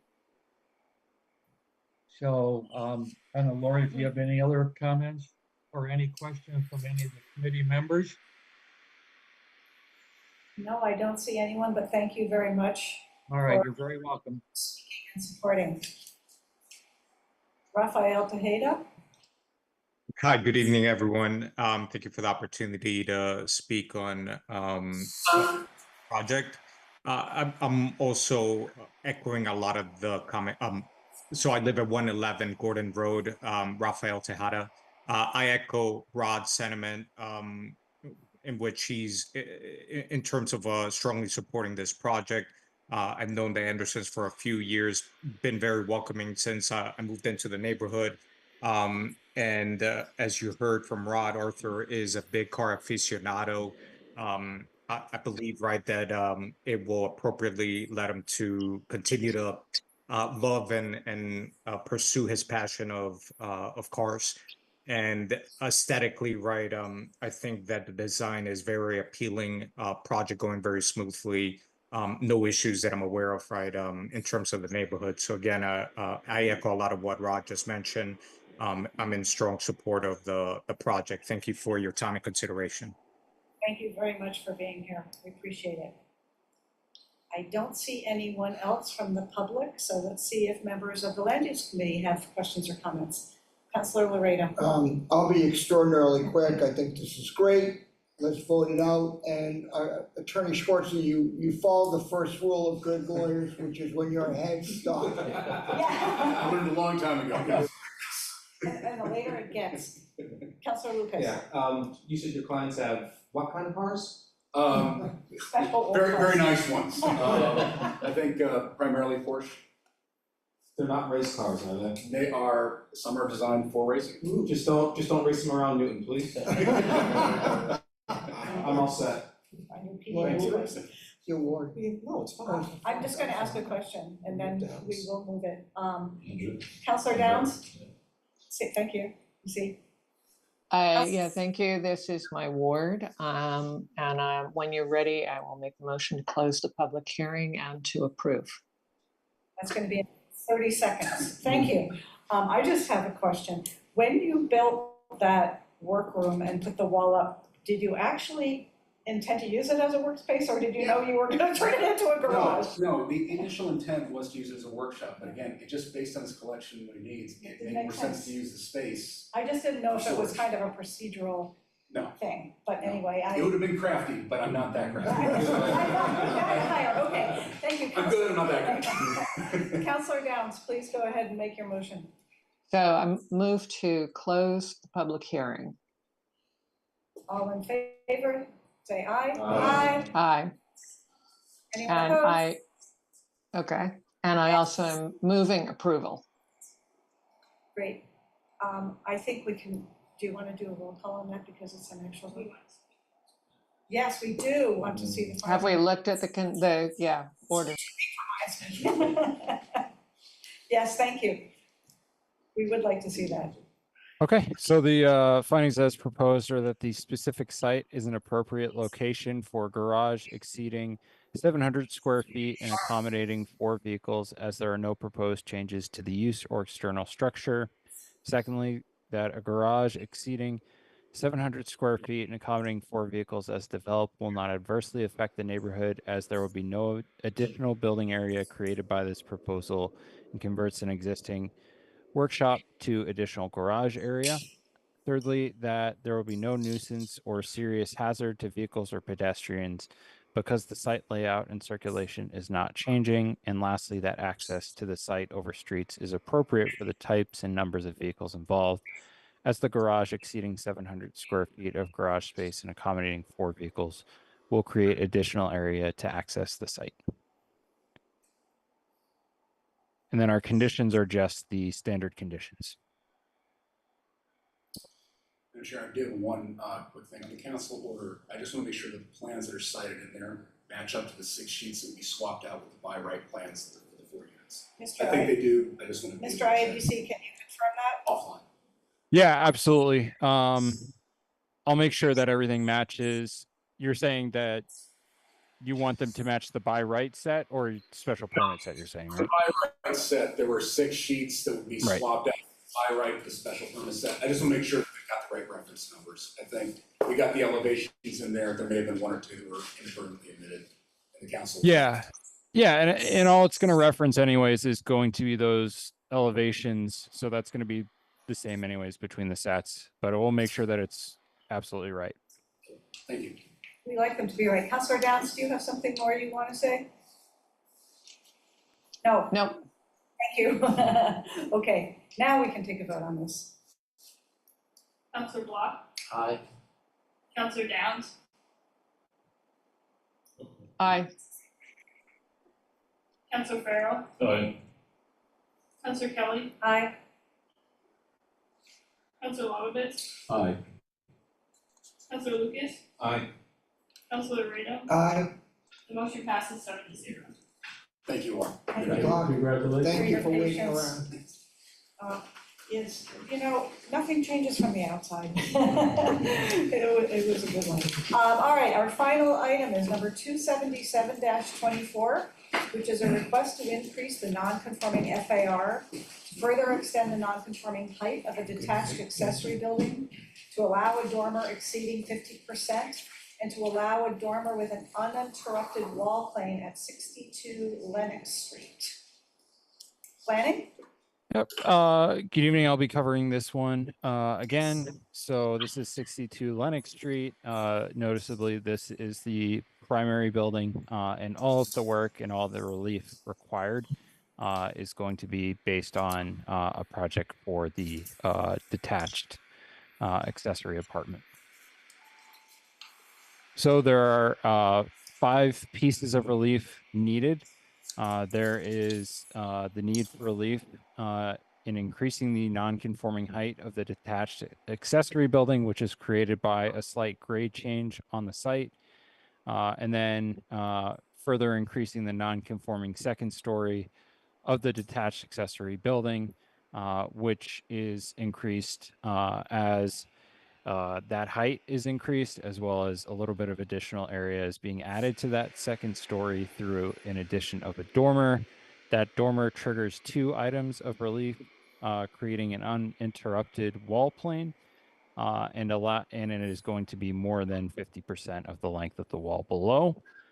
With the addition of gross living area to the accessory building, there is an increase in 0.01 of floor area ratio, where it is currently 0.34. It goes to 0.35, where 0.26 is the max for this property, given the zoning. The criteria to consider are that the specific site is an appropriate location for such use and structure, that the use as developed and operated will not adversely affect the neighborhood, that there will be no nuisance or serious hazard to vehicles or pedestrians, that the access to the site over streets is appropriate for the types and numbers of vehicles involved, that the proposed increase in non-conforming height and floor area ratio is consistent with and not in derogation of the size, scale, and design of other structures in the neighborhood. I'll look at where the property is located. Also not very far from City Hall, just off Valentine Street, over to the northwest. Again, in an area that's primarily single residences in a single residence zone, and primarily developed in the late 19th century, early 20th century. Also, this is a historic area, and there are some historic protections for the area, but this has already undergone approval from the Historic Commission, and was approved to do the changes. Oh yeah, and with that, it's worth noticing that this area is also home to a lot of, because it is historic, there are a lot of existing nonconformities, such as this property has for floor area ratio, as the lots and the size of the houses predate zoning, creating a lot of those nonconformities. The specific structure we're talking about with the detached accessory building is a historic carriage house, which will be preserved as a part of this petition, but they are going to conduct 3 additions to it. The first is going to be at the front of the carriage house, where they're bumping it out about 4 feet to create a larger entranceway to the actual garage parking space. And then they're adding a first story addition, as well as a second story dormer, that all told will add around 400 square feet of living area, further increasing those nonconformities. I'll take a look at how those will look. As you can see on the front, those doors pop out about 4 feet, and just create a larger entryway. You can see over to the right where that additional living space attached to the first floor is going to be created. And then you can see from the rear, you can see additional patio space, and then some changes to the exterior, as well as that additional living space to the left and that oversized dormer there that has that uninterrupted wall pane, or interrupted wall pane, and that is oversized because it's more than half of this wall pane below.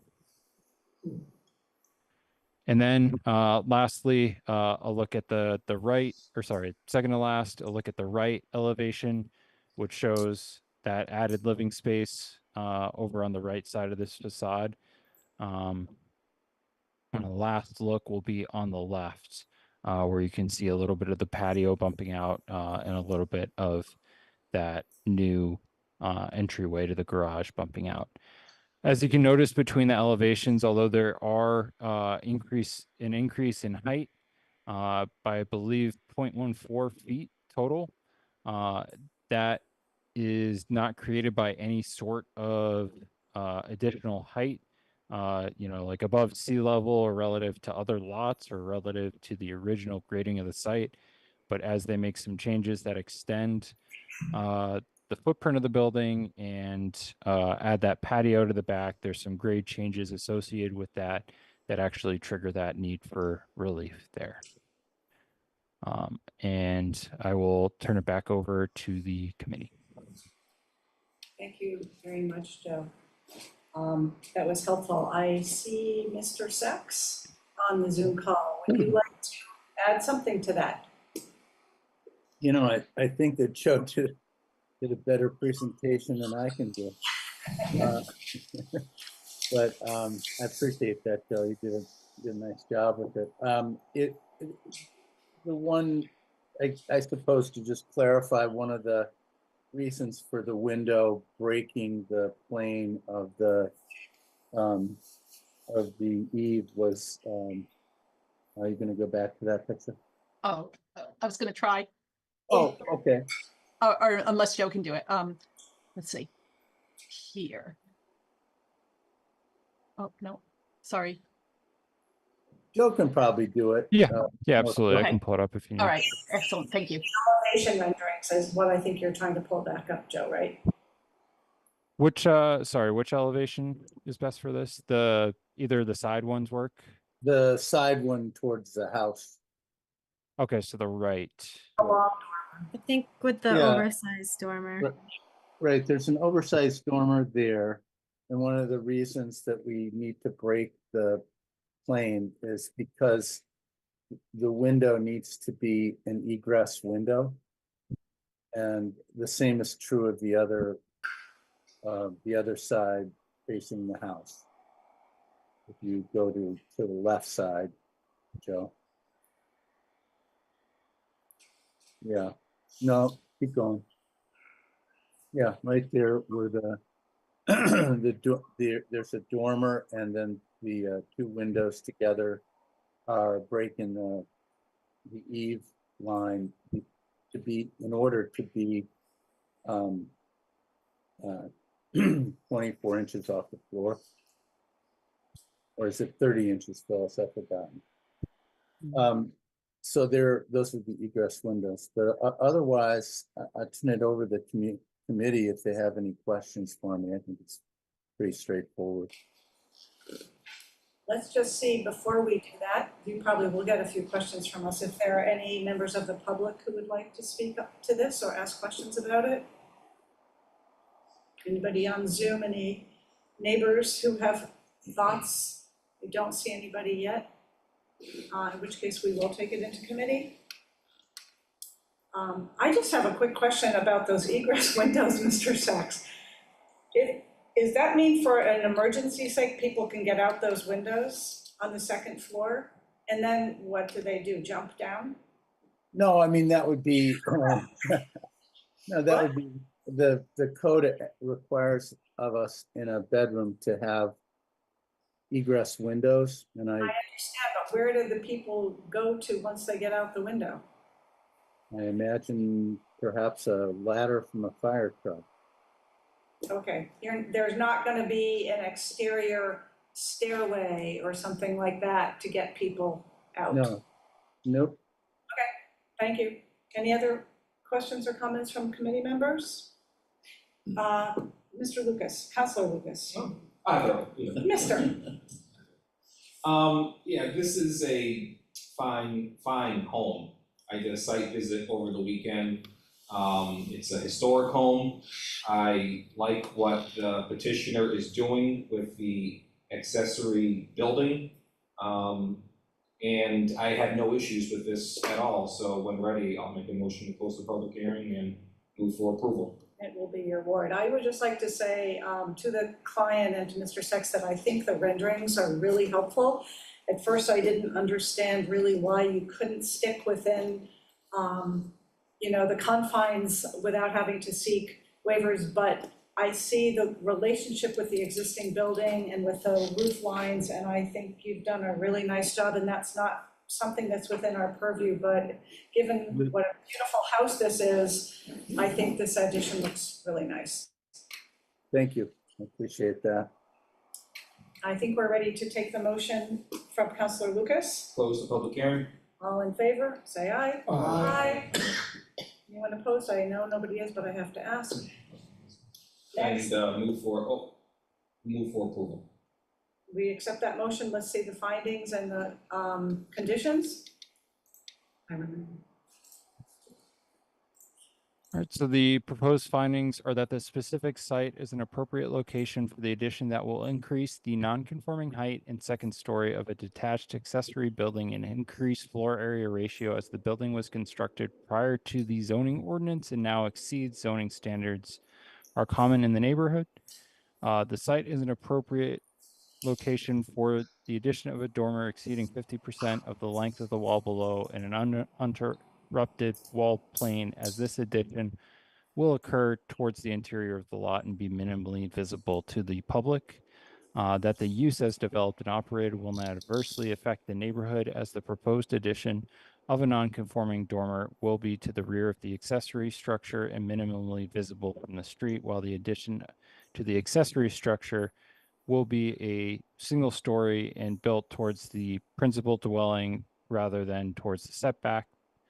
There will be no nuisance or serious hazard to vehicles or pedestrians created by the increase in the non-conforming height and second story of a detached accessory building, increase in floor area ratio, and an addition of a dormer exceeding 50% of the length of the wall below, an uninterrupted wall plane, as the proposed addition exceeds all required setbacks for buildings and parking and will provide parking in the accessory structure. That access to the site over streets is appropriate for the types and number of vehicles involved in the increase of non-conforming height in the second story of an attached accessory building, increased floor area ratio, and addition of a dormer exceeding 50% of the length of the wall below, and an uninterrupted wall plane, as there will remain adequate parking and parking setbacks. And lastly, that the proposed increase in non-conforming height and floor area ratio is consistent with and not in derogation of the size, scale, and design of other structures in the neighborhood, as the proposed additions are minor in scale and the surrounding neighborhood features many historic homes that predate or do not conform with the zoning ordinance. And then the conditions as proposed are just the standard conditions. Thank you very much. We're ready to take a vote. Councilor Block, Aye. Councilor Farrell, Aye. Councilor Kelly, Aye. Councilor Wakovitz, Aye. Councilor Lucas, Aye. Councilor Laredo. Aye. Motion passes 6-0. And we're, Anderson.